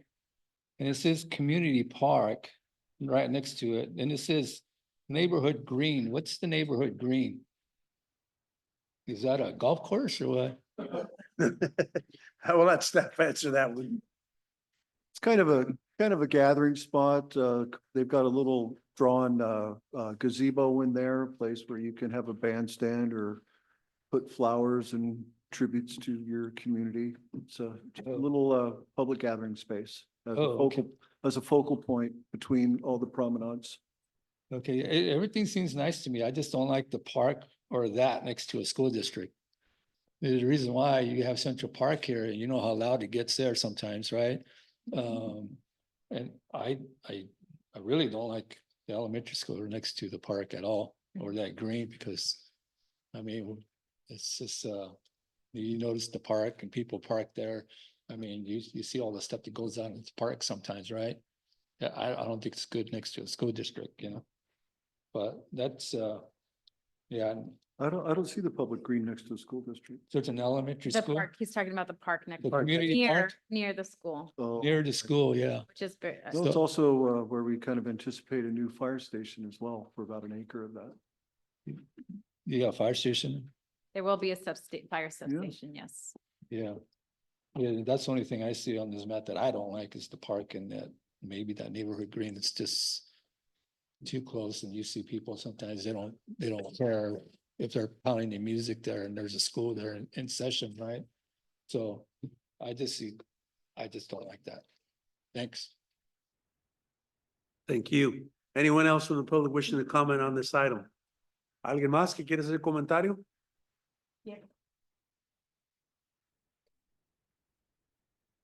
Good evening again, council. Thank you for the time. Wanted to add to my previous comment on another issue that the funding source that I mentioned previously is available for all kinds of infrastructure, all kinds of improvements to land, not limited to energy. So a lot of the infrastructure that might be needed for a development such as this would be available at low cost for you guys and long term. Yes. Thank you.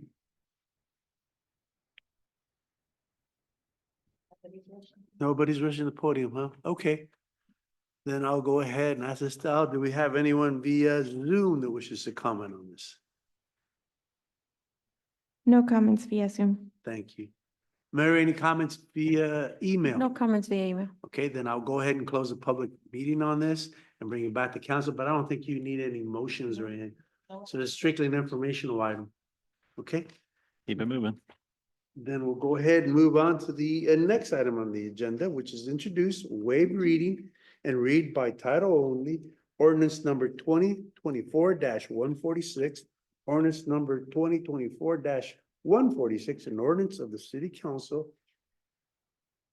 the city of Gonzales, amending chapters 3.16, purchasing procedures of Title III, revenue and finance of the Gonzales City Code to increase the bidding requirements threshold for the purchase of supplies and equipment from 5,000 to 50,000. Staff report? Yes, Mayor and Council, as you're aware, in the state of California, all cities are required to adopt policies and procedures governing the purchase of supplies and equipment, and including bidding as part of that process. The city of Gonzales's purchase provisions are embedded in section 316.050 of the Gonzales City Code and do require notice bidding for purchases unless otherwise exempted. The whole idea or the concept of that is that sort of some transparency. Folks have some idea that the city is actually trying to get its biggest bang for the dollar and so forth. It also prevents the city from showing favoritism to one supplier of equipment and so forth on a regular basis, and requires us to sort of go out.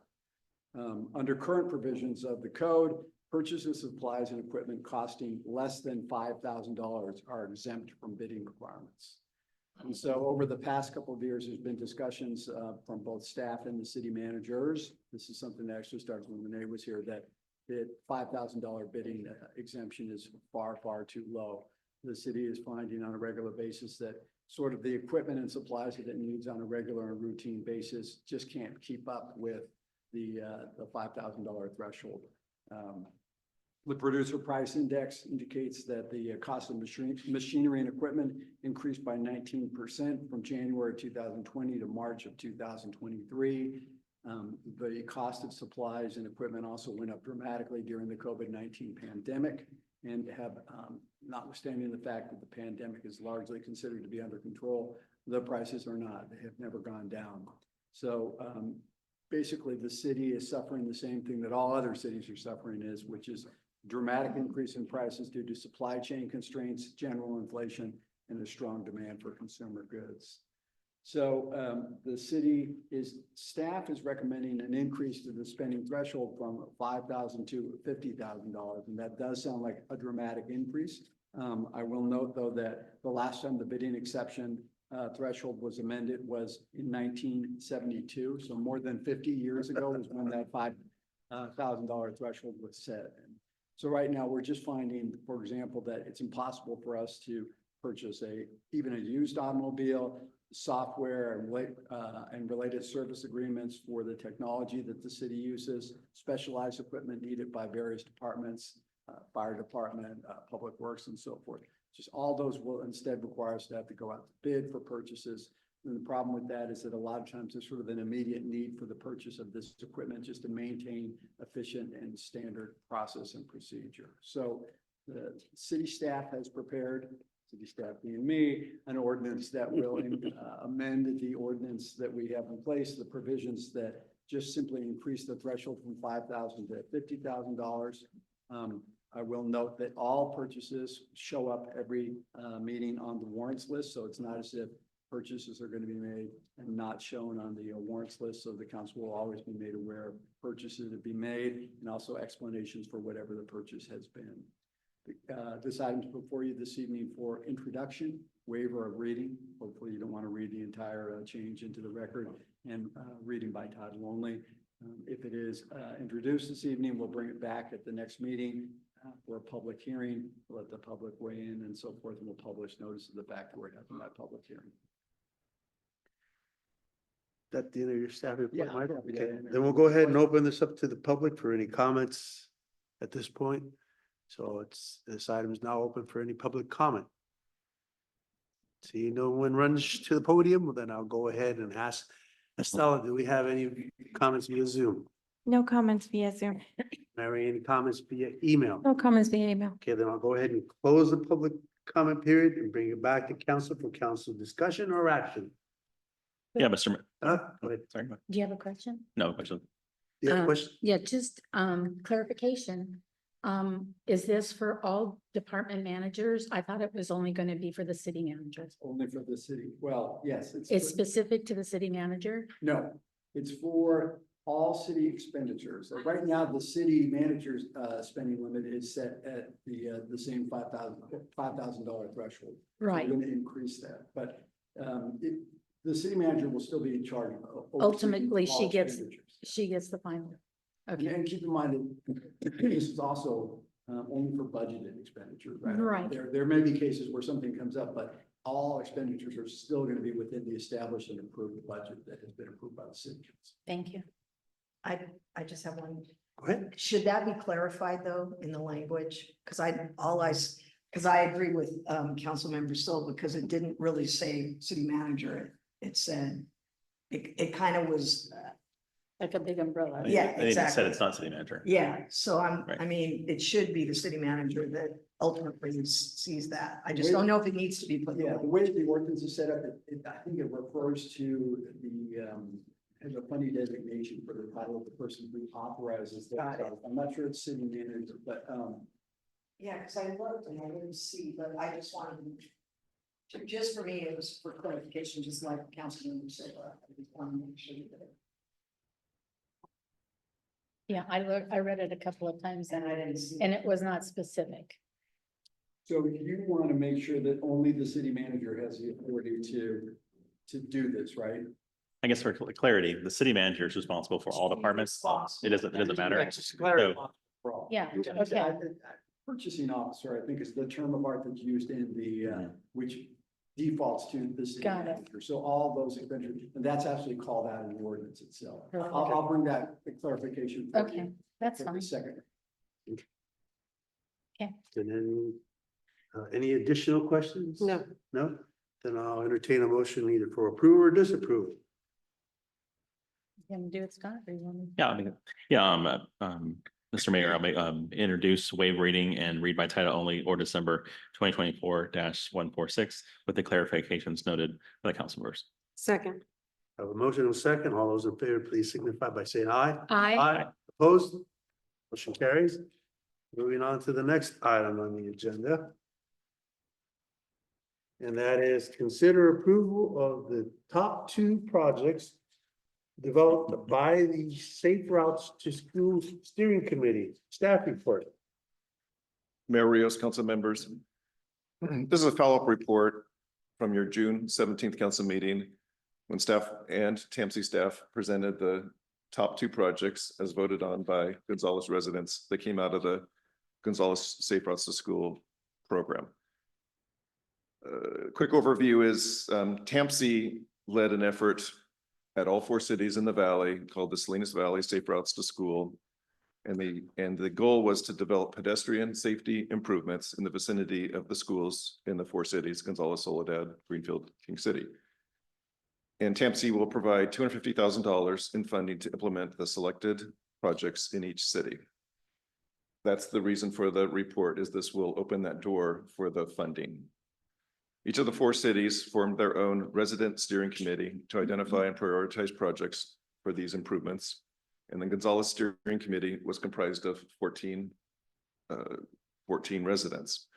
The steering committee used a participatory budgeting process to determine the projects that should receive funding. And last spring, Gonzales residents voted on the proposed projects. There was a total of 6 projects. And 492 residents voted on their preferred projects. At your June 17th council meeting, the top 2 projects, as determined by the residents that voted, were presented, and they are pedestrian improvements at the 5th Street Rincon Road intersection. That was number 1. And then pedestrian improvements along 5th Street, but more importantly, at the on and off ramps with the 101 interchange. The improvements at these locations included upgrading the existing crosswalks to high visibility, which you can see now at the 5th Street Bridge that was installed by Caltrans, but will now be maintained by the city. Installing better signage and constructing curb extensions to shorten the distance for pedestrians to cross the streets. These improvements were developed at a planning level, and this specific work will be refined as we move through a design effort. To advance various street projects, including street resurfacing projects and the truck ban on 5th Street, staff issued a request for proposal for roadway design services to consulting firms on our on-call list on July 26th. And as mentioned, designing these 2 Safe Routes to School projects were included in the city's scope of services. Deadline to submit proposals is August 21st, and at your September 3rd meeting, staff will be presenting a report on the selection of a consultant who will advance these safety projects through the preliminary and final design, ensuring that the cost estimate, including hard and soft costs, will be within the $250,000 in funding. So conclusion, staff recommends that the city council approve the top 2 projects as developed by the steering committee and direct staff to add these projects to the city's capital improvement program. That's my presentation, Mayor Rios. Thank you. Any questions for staff before I open it up to the public? Okay, go ahead. My question is, those 2 projects are gonna cost us $250,000. That's a really good question. And, they are based on planning level cost estimates. And, kind of toggle back and forth is, in my opinion, this should be one project, but then anything within Caltrans jurisdiction at the bridge will be under an encroachment permit with them. But I think there will be one project that'll be designed, because we will look at the Fifth Street corridor between really Elko and including the highway interchange. You know, and I think it's also important to note that as we move through the community center site, and yes, as I believe you're aware, we will be relocating that pet activated crosswalk, which, you know, is now at what was Gabalin Court and will now be shifted to the east, because that'll be the entrance road to the community center site. So it's really needs to take that into consideration too.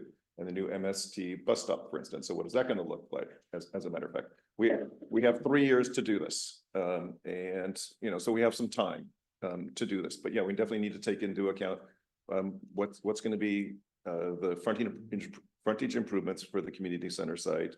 And yeah, I think expanding it to all the way down to Elko, you know, we'll be able to spend $250,000 on this corridor, council member. I guess. Ms. Silva, did you raise your hand as well? Yes, only because it's been a concern with the construction going on. Remember, I had asked if there could be a temporary crosswalk at Rincon Crossing Fifth, and that cannot happen today. Of course, I know better. I shouldn't try to cross at 3:30 in the afternoon, but I went over there. I had to go over there. And I just want to make sure that there's education provided to the schools, all schools, and informing the students. When it says closed crosswalk, don't walk on that crosswalk. I saw a lot of students coming out of, I'm assuming they looked like they were junior high kids, so they were coming out of Fairview at 3:30, and they walk on it, and then they go around the little sawhorse, and then and right in front of the construction site. So they're not adhering to those stoppages that we have tried to implement to keep them safe. I wouldn't want a tragedy to happen because they wanted to take a shortcut and not cross the street and go the right way. So I would highly recommend that we enforce the education on the schools, especially La Gloria and Fairview. I don't know that the high school kids, because they're already on that side of the street, on the correct side. But when there's a closed crosswalk, pay attention to the signs. There's a reason they're there. We're not doing it just to make you walk across the street. It's for your own safety. So I would highly encourage us to work with the schools to enforce that education. Please. And I'm glad that you brought that up. That was actually going to be my closing comments. We have heard the same thing you witnessed and are trying to deal with it. Letting students know that it's for their own good, not to continue to try to use a sidewalk that is no longer there. So we are talking with the construction folks as to what we could do. We've talked about even moving the fence over and just blocking the entire thing off, because I think that's really going to be the only solution, because the Well, barricade. they'll just walk in the street. I mean, The that's what's barricade gonna happen. and the taping is not, Yeah. working. So, yeah, but I am going to be reaching out to the school and letting them know, because, our staff has experienced what you experienced and Yeah. has told them even while they're walking there, and then they're still doing it on purpose. Yeah. So, you know, it's middle school rebels. I was gonna say it's middle school. But I'm gonna get in contact with the school and see what we could do collectively, just to remind everybody and let parents know that, yes, that site is closed, for their own safety. Yeah, thank you. I appreciate it. Any additional questions for staff before I open it up to the public? If not, I'll go ahead and open this up to the public. Anyone in the public wishing to comment on this item may do so at this time. Yep. Up, see Mr. Barba.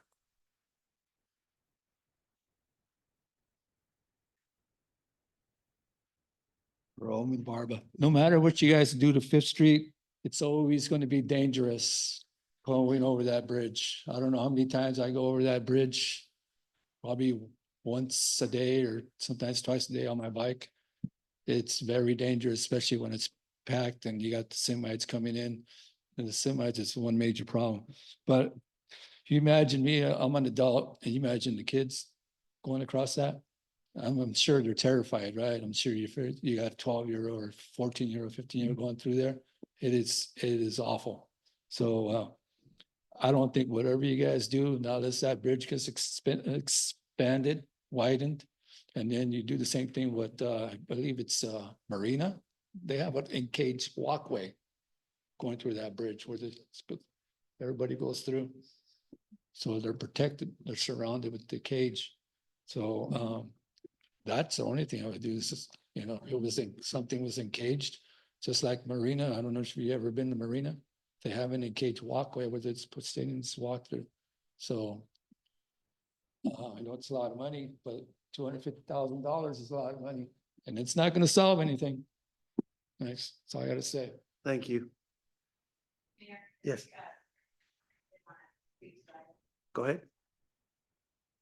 Yeah, I would like to add, I do not walk here, I'm from Soledad, so I commute here to the Fifth Street Center, and this morning, coincidentally, a kid crossed the street midway. My dad had to like really brake check, and it was really scary because we almost had an incident.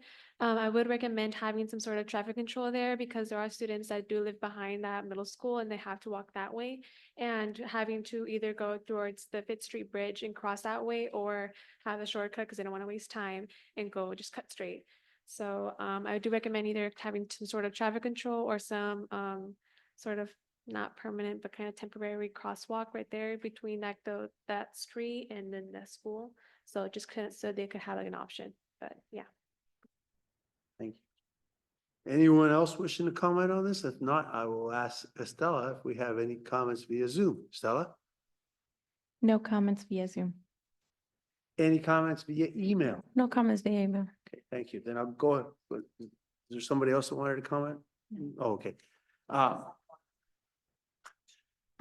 So I'll go ahead and close the comment period and bring it back for council discussion. And I believe Ms. Worthy had some additional comments. Nope. Oh, I thought you said. I just got a question. Oh, question. Okay, But it's okay. I'm good. okay. Just be- I heard you I say went I against asked. Robert's Rules of Order. We'll let you go this time. Okay, thank you. That's it, one turn. All right, moving on, council action. Mr. Mayor, Yes. I move that we approve the top two projects as presented. Second. I have a motion and a second. All those in favor, please signify by saying aye. Aye. Opposed? Motion carries. And we're moving on. Moving right along. Moving right along. Consider approval of resolution number 2024-54, a resolution of the City Council of the City of Gonzales adopting public meeting decorum policy. Staff report. Yes, Mayor, and council, this is something that has been discussed by the council for on a number of occasions during the last year or so. I think that we discussed this last in February of this year. Basically, consistent with the Brown Act, the city has the duty and or the responsibility to establish both reasonable regulations to ensure public participation and the means to deal with disruptive conduct at meetings. And you've seen some of those things that are in the Brown Act already that were embedded in the Brown Act in play this evening. So for instance, by law, members of the public are allowed to comment or make public comment on every item that's on the agenda as they so see fit. We have a catch-all provision at the beginning of every meeting where the public can come and speak to you on things that are not on the agenda. That's one of those are provisions that really encourage members of the public to interact with the council and staff. By contrast, we also have regulation that was on display this evening, which is the ability to regulate how long people can speak. So the 3-minute limitation, the Brown Act basically says that you can establish a reasonable amount of time in which each member of the public can speak. Otherwise, you end up having very long meetings where things don't necessarily get accomplished in an efficient, orderly manner. So those are just examples of the tools that were already in the Brown Act prior to 2023. And then in 2021, 22, during the COVID era, when we had lots of folks participating virtually at meetings, we started to experience, by we, I'm talking about cities and municipalities throughout the state and the country, actually, what's known as hate bombing or hate speech, where people would virtually get online and be able to just start spewing all sorts of nastiness, not at all related to the matters that were on the agenda, just basically trying to disrupt meeting. In some cases, that same sort of thing was going on live. People were showing up at meetings and using their 3 minutes to engage in hate speech and so forth. So as a result of that, the legislature adopted new government code section 54957.95, which became effective in January 1 of 2023. And section 954, I'm not going to read it again, provides that in addition to all the existing provisions of the Brown Act that I just referenced, the mayor or official presiding officer conducting a meeting or their designee may remove or cause the removal of an individual through behavior disrupting a meeting. The fairly significant exercise of authority. And so it comes with a number of things that protect the rights of all the parties that are involved. We do have some existing regulations on meeting decorum in our ordinance, but they are not very specific. They're actually outdated and they predate the 2023 legislature. We also defer sometimes to Robert's Rules of Order. That's usually more in terms of the interrelationship and communications between council members as opposed to members of the council and the public. So while we're still in February of this year, we said, you know what, we need to adopt a comprehensive set of policies and procedures that apply to a variety of different topics and so forth. And we're still working on that. But it appears that it makes sense for us to adopt the meeting decorum policy out of order as a standalone document with the hopes that it will be folded into the general and comprehensive set of policies and procedures at a later date. I mean, I can report to you that the City of Soledad Planning Commission had another instance of hate bombing just a few meetings ago, where somebody just got on the line and started spewing stuff. And then they shut them down and they opened the system back up and the same thing happened again. So this is not something that has gone away, and it is important for us to have something in place to sort of maintain meeting decorum. So in light of the foregoing, we prepared a new public meeting decorum policy for council consideration. The policy was based on existing policies that have been adopted by other cities in the state and in Monterey County in the last year and a half, as well as some guidance that's been provided by the League of Cities and the Institute for Local Governments and so forth. Under the policy, just basically any person, it has a provision that states that any person who engages in behavior that actually disrupts, disturbs, or otherwise impedes the orderly conduct of a city council meeting may be removed from the meeting at the direction of the mayor, presiding officer, majority of the legislative body.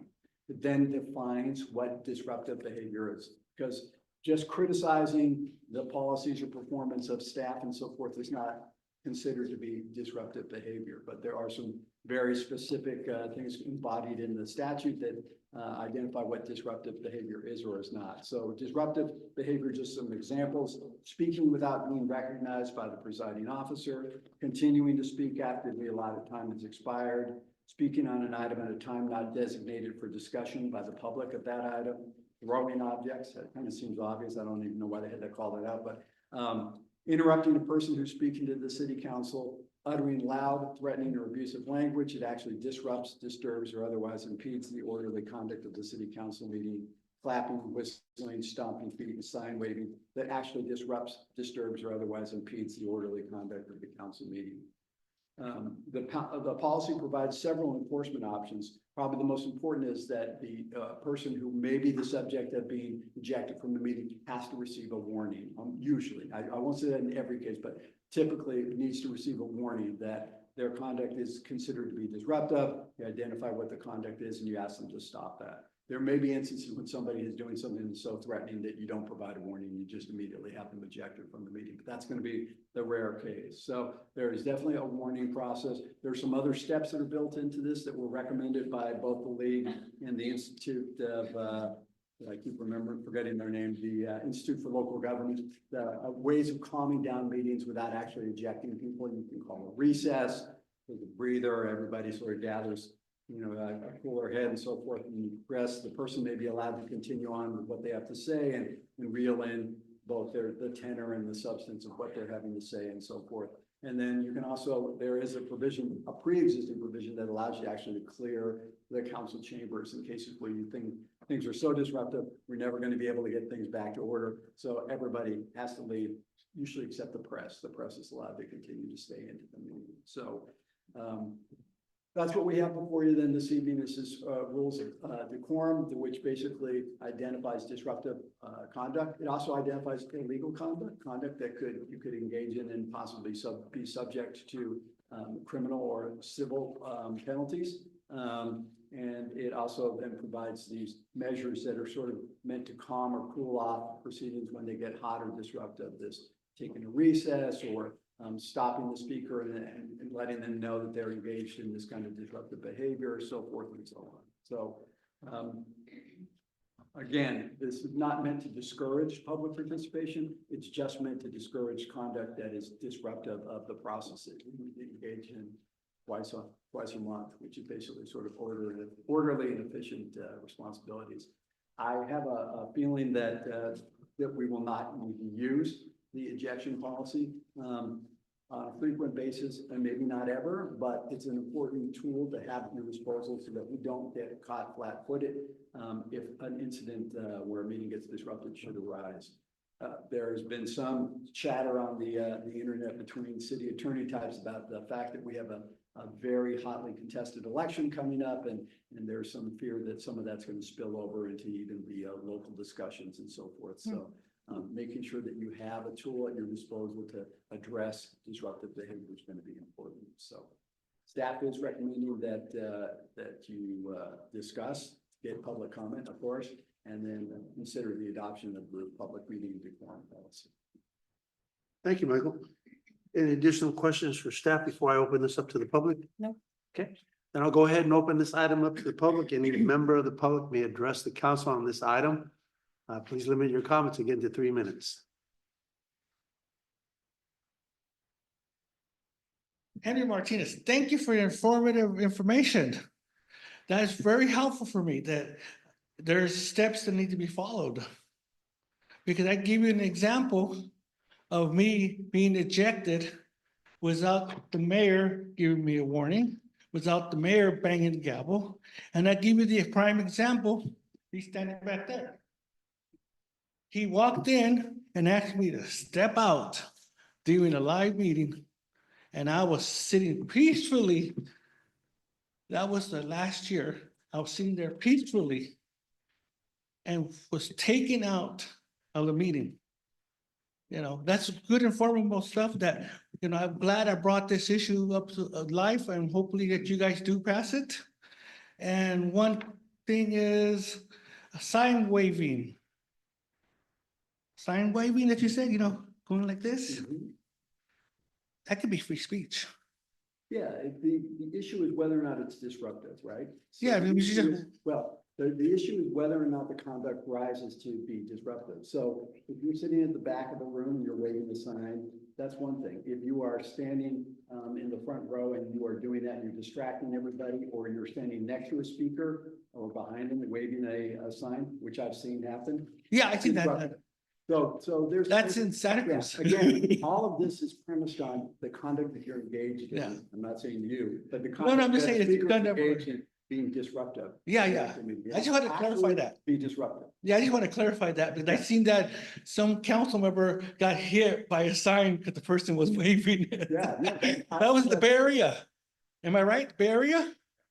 Yeah, one of those cities out there, the guy was going like that, and when he went like that, he bopped one of the council members in the back of the head. A number of cities have limitations on the size of the sign. Yeah. To bring it for that very reason, so that you don't have some 6-foot sign that you're waving around and might hit somebody. Yeah, so I'm aware of all that, you know.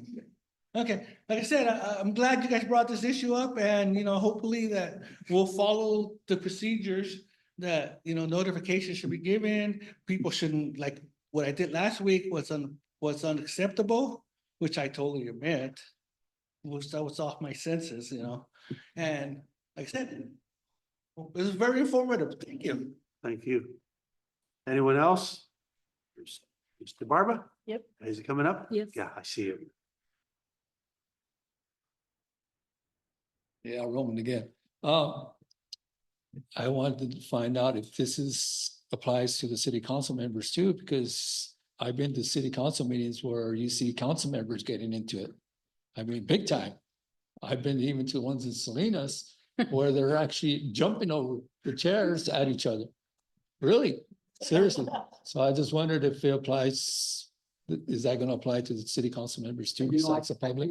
Salinas, whether or not they have decorum policies that apply to, but yeah, basically there are rules of decorum that apply to everybody in the meeting. I mean, a council member who was engaging in disruptive behavior, I think could possibly be ejected, maybe not though. I mean, the problem with ejecting the council member is that they were elected to represent, right, the community, and unless they're really engaged in mouth frothing interruptions and so forth and so on. I think usually those folks get gavelled down on a fairly frequent basis, but maybe not in Salinas, maybe not in some other cities, but the rules of decorum that we're going to establish will be applicable to anybody that's at the meeting, anybody who's engaged in conduct that's disruptive of the meeting. Yeah, because I've seen it happen here at the Gonzales City Council here years before, where the council members were getting into each other. And they're using foul language against each other. So it's happened here before, just council. So Yeah, I don't remember not with that. these members, but other members. I've been here for 30 years and I don't think I've ever seen council members engage in. I even have recorded. Predated, yeah. Yeah, I have it recorded on my old phone. Oh my God. Yeah. Thanks. All right. All right. Thank you. Anyone I ain't else? jumping. Good evening, council. Thank you for opening the floor on this topic. It's really fascinating because freedom of speech does allow us to get ideas out into the public square and have all sides of an issue be considered. And yet it's one of those things that it has to be productive and constructive in order to be beneficial. So one of the interesting considerations along those lines that I've heard not all that long ago is actually in school. That not specifically related to city council, but students actually saying to their teachers, well, you can't tell me to shut up. I can tell you to shut up because I have free speech. And what came across my mind as far as like how to handle some things constructively is there's a difference between presenting something for consideration and taking control of a situation. That there are authorities that are put in place so that things go in an orderly fashion, so that things can be handled progressively and constructively. And so respect of authority is one of those things that I think is probably worth reminding as a part of the decorum policy. Thank you for your time. Thank you.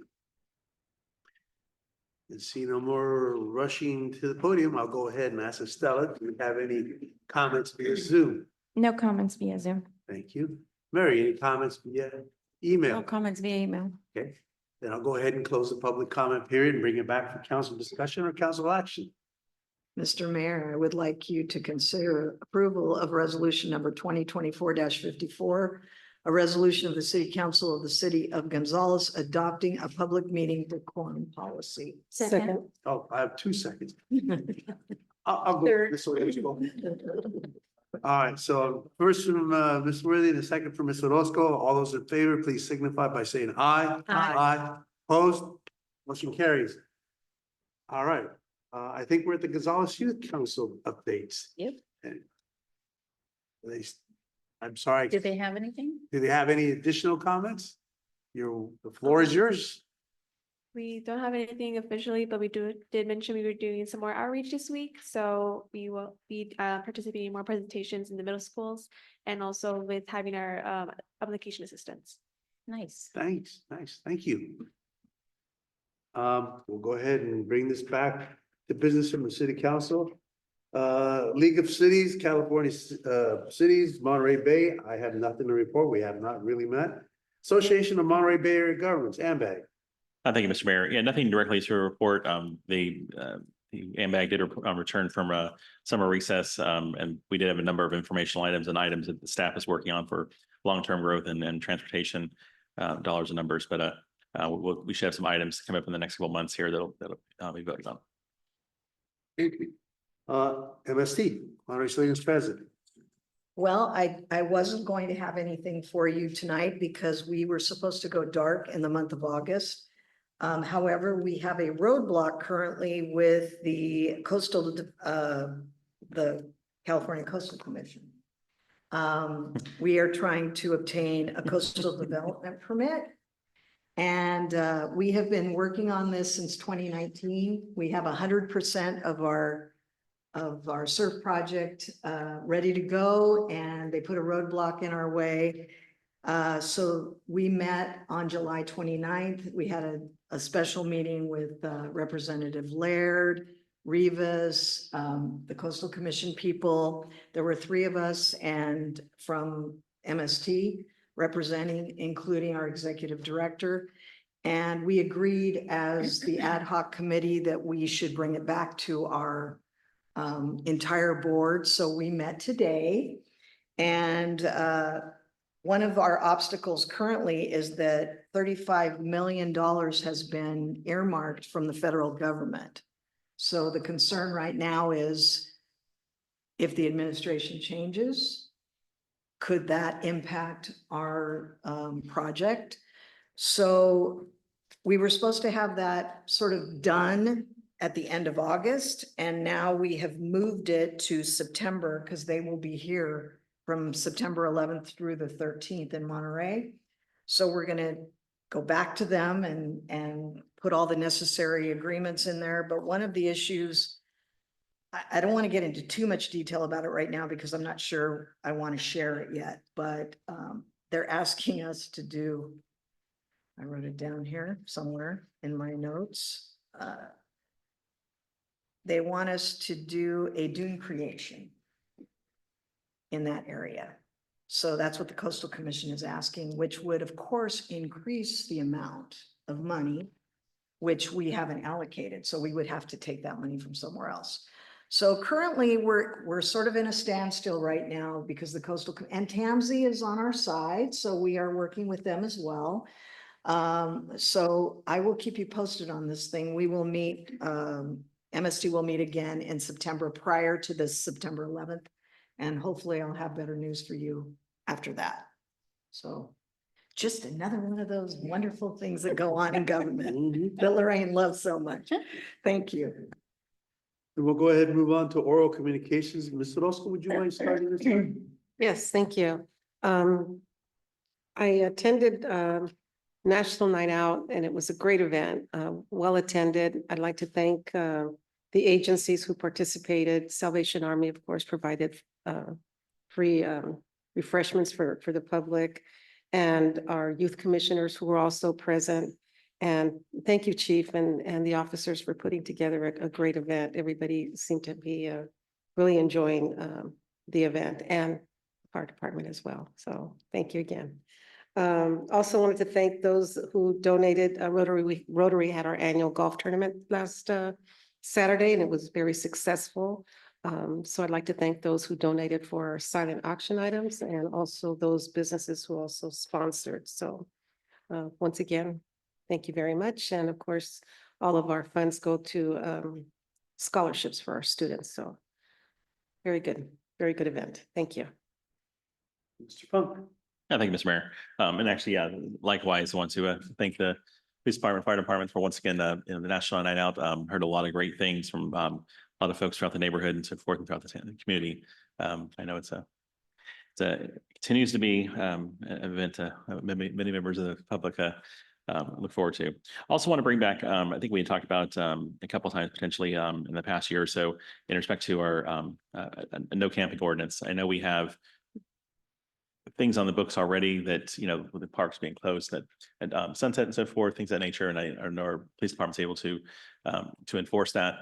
And as the state right now is going through a cleanup effort, if you will, you know, a lot which kind of reverse course of, you know, maybe the past few years of you know, frankly, a lot of you know, bureaucracy that's maybe disabled or made it very difficult for agencies to work with each other, which has allowed, you know, a lot of blight and so forth, and a lot of areas of communities or on the edges of communities and so forth, because they fall within different jurisdictions.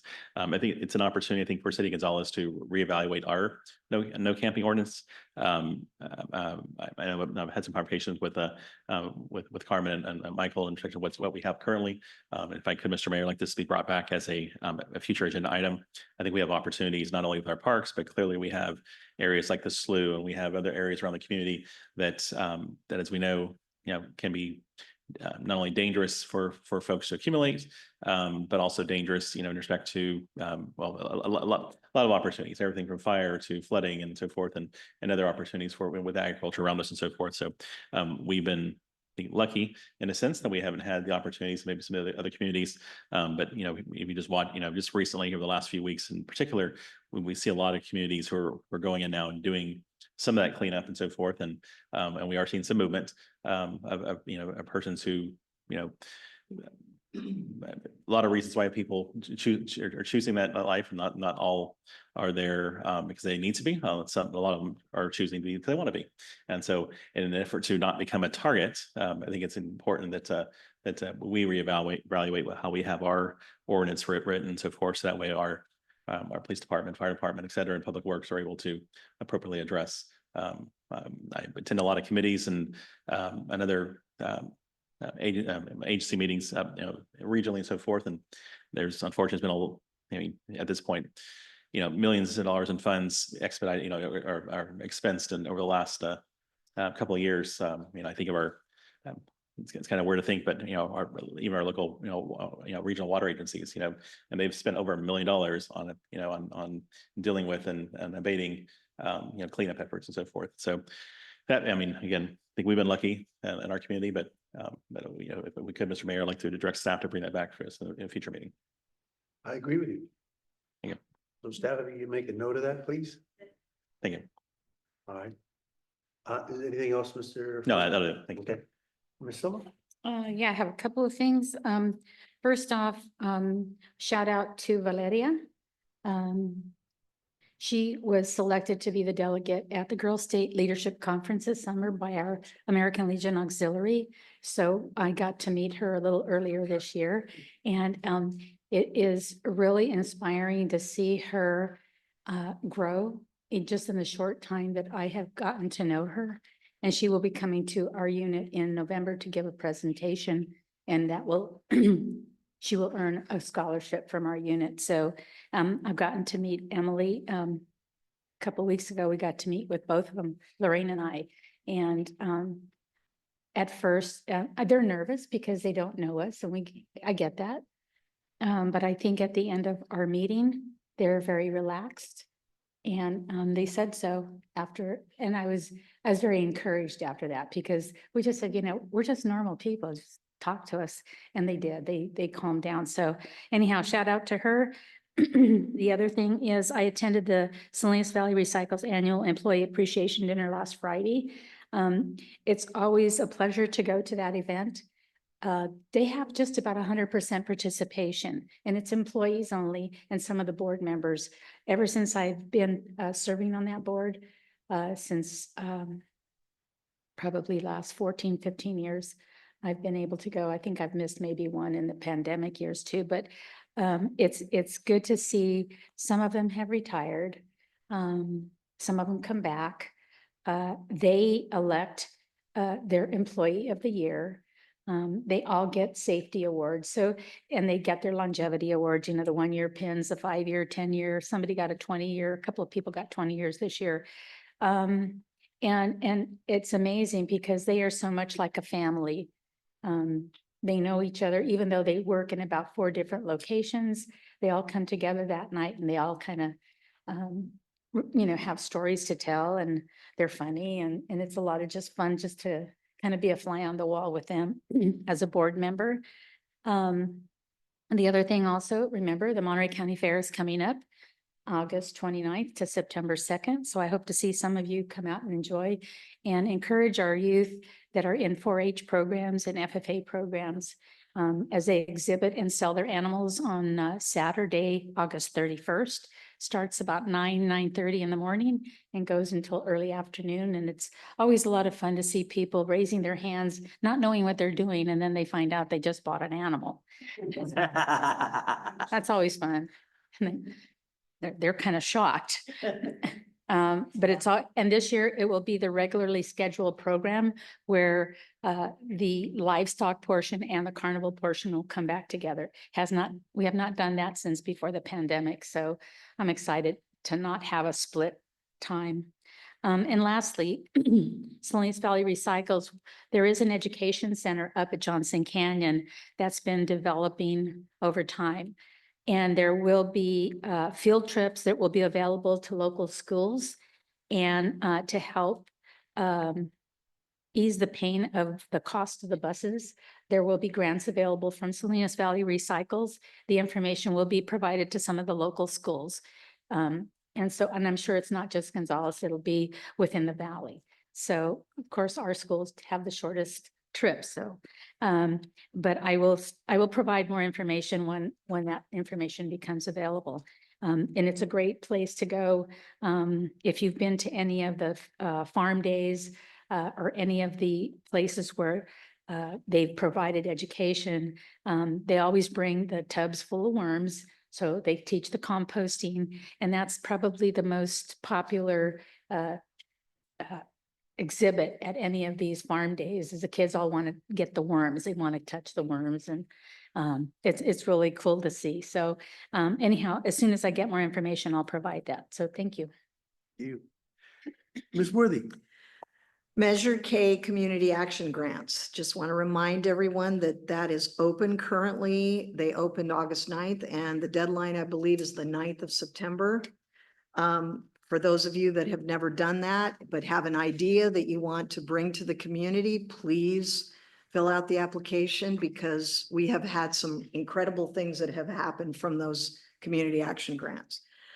So that's a reminder. The second thing is I myself personally spent a little bit of time at the community garden over the weekend. I went by on Friday and looked and noticed that the tomatoes, that we have lots of tomatoes there and they were all on the ground. So I contacted our wonderful Tiffany Twisselman and asked her if we should get I have some of the God, you call those things, the metal things that you can, trellis, like a trellis. Yeah, for the tomato plants, if she needed that. And she said they were going to look at it this week. There were also a lot of the sunflowers that had all died. So I cut them all down so that we don't see the dead sunflowers. So what we need to do is, and I know Carmen already knows this because we've all been talking about it. So the community needs to know that this community garden is there, and a lot of them don't. I mean, I picked some of the tomatoes myself that were ripe and ate them over the weekend, and they were delicious. So people need to go out there and get the tomatoes. And we have zucchinis that are growing in. We're going to have pumpkins, I think. So go out there, take a look at it. I think what we need is signage, which I think we've talked about. So, I mean, I'm not trying to beat a dead horse. I know we've all been talking about it, but I just want to encourage the community to go over there and take a look. They worked on the trees, the little orchards. They cut them back on Friday. I went out there. There's going to be a pollination area, which is really exciting. So this is something that the community really needs to get involved in. And I'm really excited when I went over there and I just finally said, I have to do something. So that's why I went over there. So get involved, find a little space so that you can plant something, because that's really what we want people to do. So that's exciting. And I just want to echo what Councilmember Silva said. Valeria, I am super excited about Valeria and Emily this year. I think they're both already very, very strong commissioners. And I think we're going to get some really exciting things happening this year. And I'm just excited. And we already figured out Valeria when we chose her for Girl State. So anyway, that's all I have. Thank you. I have just a couple of items, and I brought it to Carmen's attention, but Chief, I should have brought it to your attention. So as you know, of course, I am not 100% with the vision.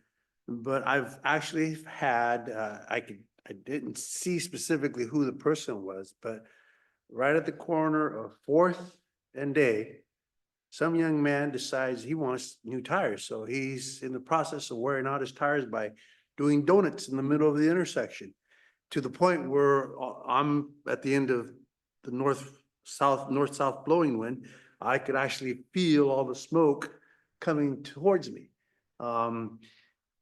The other item that I see or hear on a pretty regular basis, and I actually have seen it because I've kind of been walking down that street, on Fourth Street, is there's a couple, I'm assuming young men, because I doubt it's young ladies, but they take off from First Street, head down a two-way lane, taking up both lanes, speeding, and they literally blow past the stop sign that's right on Fourth Street.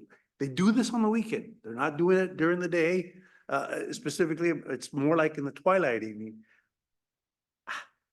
I mean, I was young at one time, and I did like driving the car fast, but I would do it in backcountry roads, you know? I didn't do it right in the middle of a town. So if you could just inform whoever it is you need to inform that those things are happening, at least on this side of town. I don't know what it's like on the north side of town, on, you know, Canyon Creek or Heritage Point.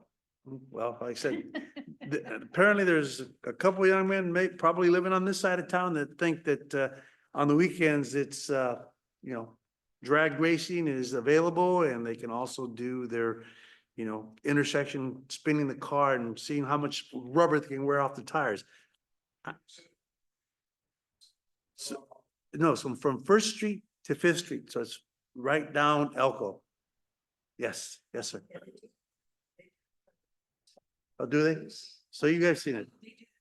I thought you meant Center Street. No, right down Elko. So they'll take off of First Street, they'll come off of First Street and zoom down Elko, blow by the stop sign at the school, which is really not an issue because there's really rare traffic and it's usually a T-bone. So they use the straightaway, and I guess they're hoping that who's ever coming down Fourth Street isn't gonna.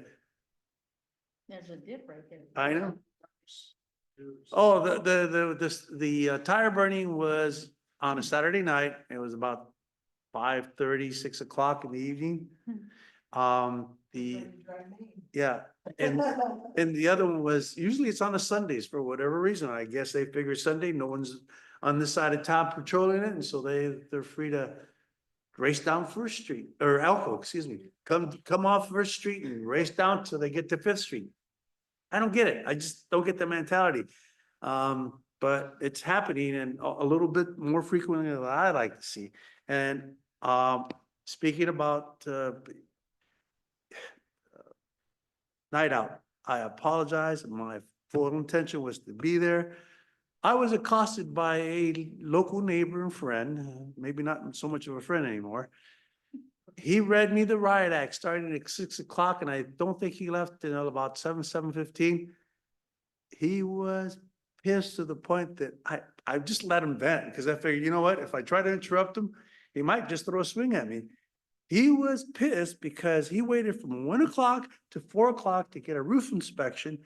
Why he waited till 6 to come tell me, I don't understand. But there he was, 6 o'clock. I'm walking out on the back of the carport. Mr. Luis, I got a question for you. Yes. And he ranted and raved. And, you know, I stood there like an idiot from 1 o'clock to 4 o'clock. And, you know, I've got people that are ready to put the roof on. And now what I do, they're going to be showing up tomorrow. And like I said, it was pretty animated. And I do have a witness. And I'm like, well, I was going, oh, you can't go anywhere. I want to finish talking to you because I don't think that's fair. I think staff is, you know, blew me off. And I said, look, things happen, you know, maybe the gentleman or the gal had an emergency. I don't know that. I said, but let's talk. I said, this is just a roof inspection. Yeah, anyway, long story short, I do apologize to both you and Jason for missing night out. I wanted to be there, but after hearing that man rant and rave, on my younger days, I'd have gone and drank myself a nice cold beer and de-stress, but trying to be a good boy and not do any of that anymore. Just chill, mellow out, and do it. So again, publicly, I want to apologize to you both because I know how hard you worked on it. I'm very impressed that the young ladies were there as well. You had asked me, do I make those attendance? I had every intention and plan to be there. But I said, he came and I had never seen him like that. I honestly, for as long as and I've known him for 40 years, and boy, he just read me the riot act up and down. And because I'm the mayor, I take care of everything, right? I don't know. I keep trying to explain to people, look, I'm 1 of 5 votes. Even if I wanted to set new policy, I don't do it by myself. It takes at least 2 other members of this board to make those type of decisions. Our go-to person, and really the only person that we can say, thank you, Ms. Gill, for your services, that's our only employee. Everybody else works for her. But again, it's a process of explaining to people. And again, I think letting them vent, I could see that by the time he was done, he felt satisfied and he got in his vehicle and he didn't burn any tires, but he left calmly. But I did want to publicly apologize to you that I had every intention. It's just best laid plans. City manager's report. Yeah, I do have 2 things that I wanted to share with you all. It's actually, I asked for an update on the community gardens, so I wanted to share this with all of you. So the staff put this together, so I'm just going to go ahead and read it. So they've been working with Blue Zones Project, Cadre, Wings of Knowledge, Save the Wells, and Resource Conservation District of Monterey County. They continue to plan and engage the community and ensure that the space is being maintained. Wings of Knowledge was able to install the irrigation system in the 3rd garden box and committed to paying an intern that will be able to help with maintenance of the community garden on a weekly basis. So we're excited to get that started, hopefully soon. Save the Wills has committed to a 1-year leadership, which entails helping to engage youth in the community and also the coordination of continuing events. So now that the school has started, they're going to be actively taking classes over to the community garden on a monthly basis and doing programming with them. So there'll be more of a presence there and hopefully, be able to maintain a little bit more. I want to say I've been waiting for those tomatoes to get ready to pick though. I've gone and they were green and green. And so I might have to go visit and get some tomatoes. And then Cadre and the Resource Conservation District of Monterey County will also be at the garden. They were at the garden on the 16th doing some work and preparation work for the pollination garden. And on the 23rd, they will also be doing some site preparation dates. And they will continue to, they're working to set some planting dates. They're looking to see something potentially in September, October.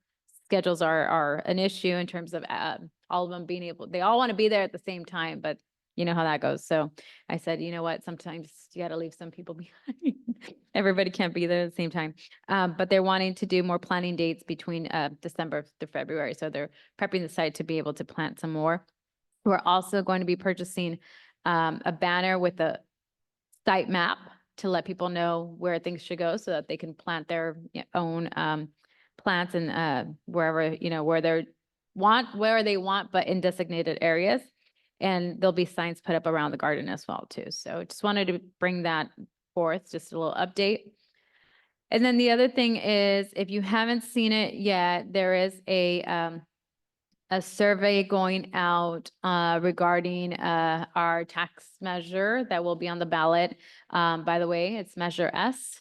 So just, once you start talking to folks about it. The survey is asking what are the priorities? Where would you like to see funding go if this measure were to pass? More on an educational level too, as to why certain things are needed. It was not only advertised through social media, but at National Night Out, folks had the ability to fill out the form and also complete the QR code.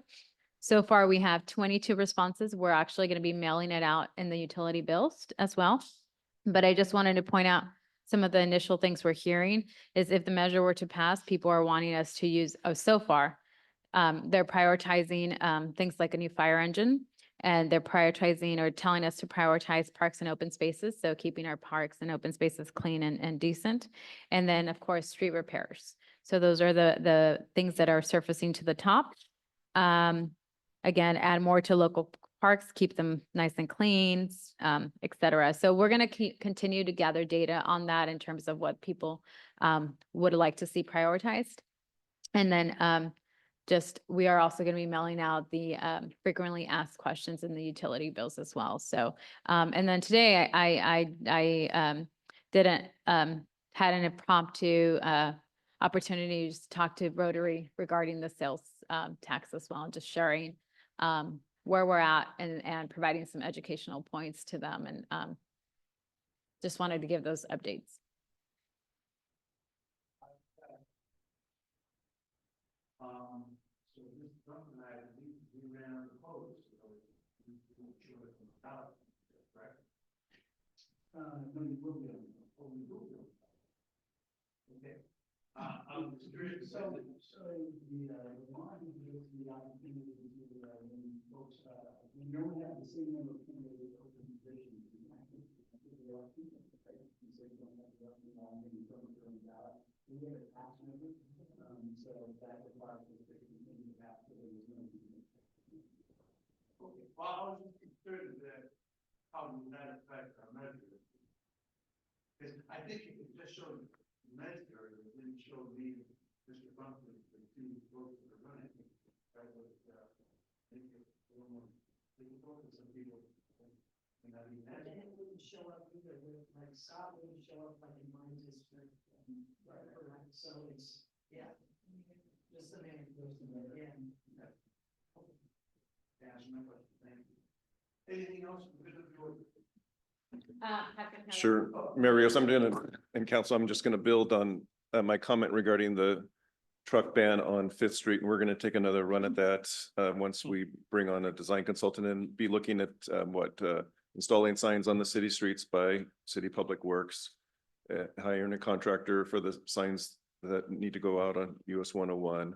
And yes, we'll also be sending letters on a quarterly basis or some other regular basis to the processing facilities in the business park, because that's what's generating the long haul trucks. And again, the goal is, no, you don't go on and off at the Fifth Street. You go Glory to the south or North Alta if you're heading that direction. So we're taking another run at that. And I guess the only other comment on the same topic is when we bid it a year ago and we got one bid and the estimate was about $35,000, which actually was bumped up from what the designer thought, and we got the one bid for $73,000. Their bid for traffic control on US 101 was $25,000. So a significant effort to just, put I think it was on the order of 8 to 10 signs out on US 101. And we do this in advance of those interchanges where we want the trucks to turn so that they are at least shown.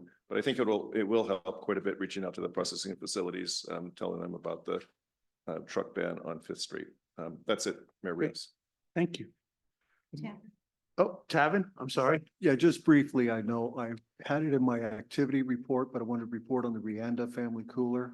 They did get their agricultural easement secured, and with $800 on the table, LAFCO is going to process that so that we will have 45 new acres coming into the city of Gonzales to accommodate the development there for the Rianda Family Cooler. And there might be some other information, maybe Mayor, you're onto it, about maybe some opportunities for power coming to the community sooner than later. And so I'm going to try to have some really good things there, but city's getting a little larger with that annexation. Okay. If there's nothing else, I'll entertain a motion for adjournment.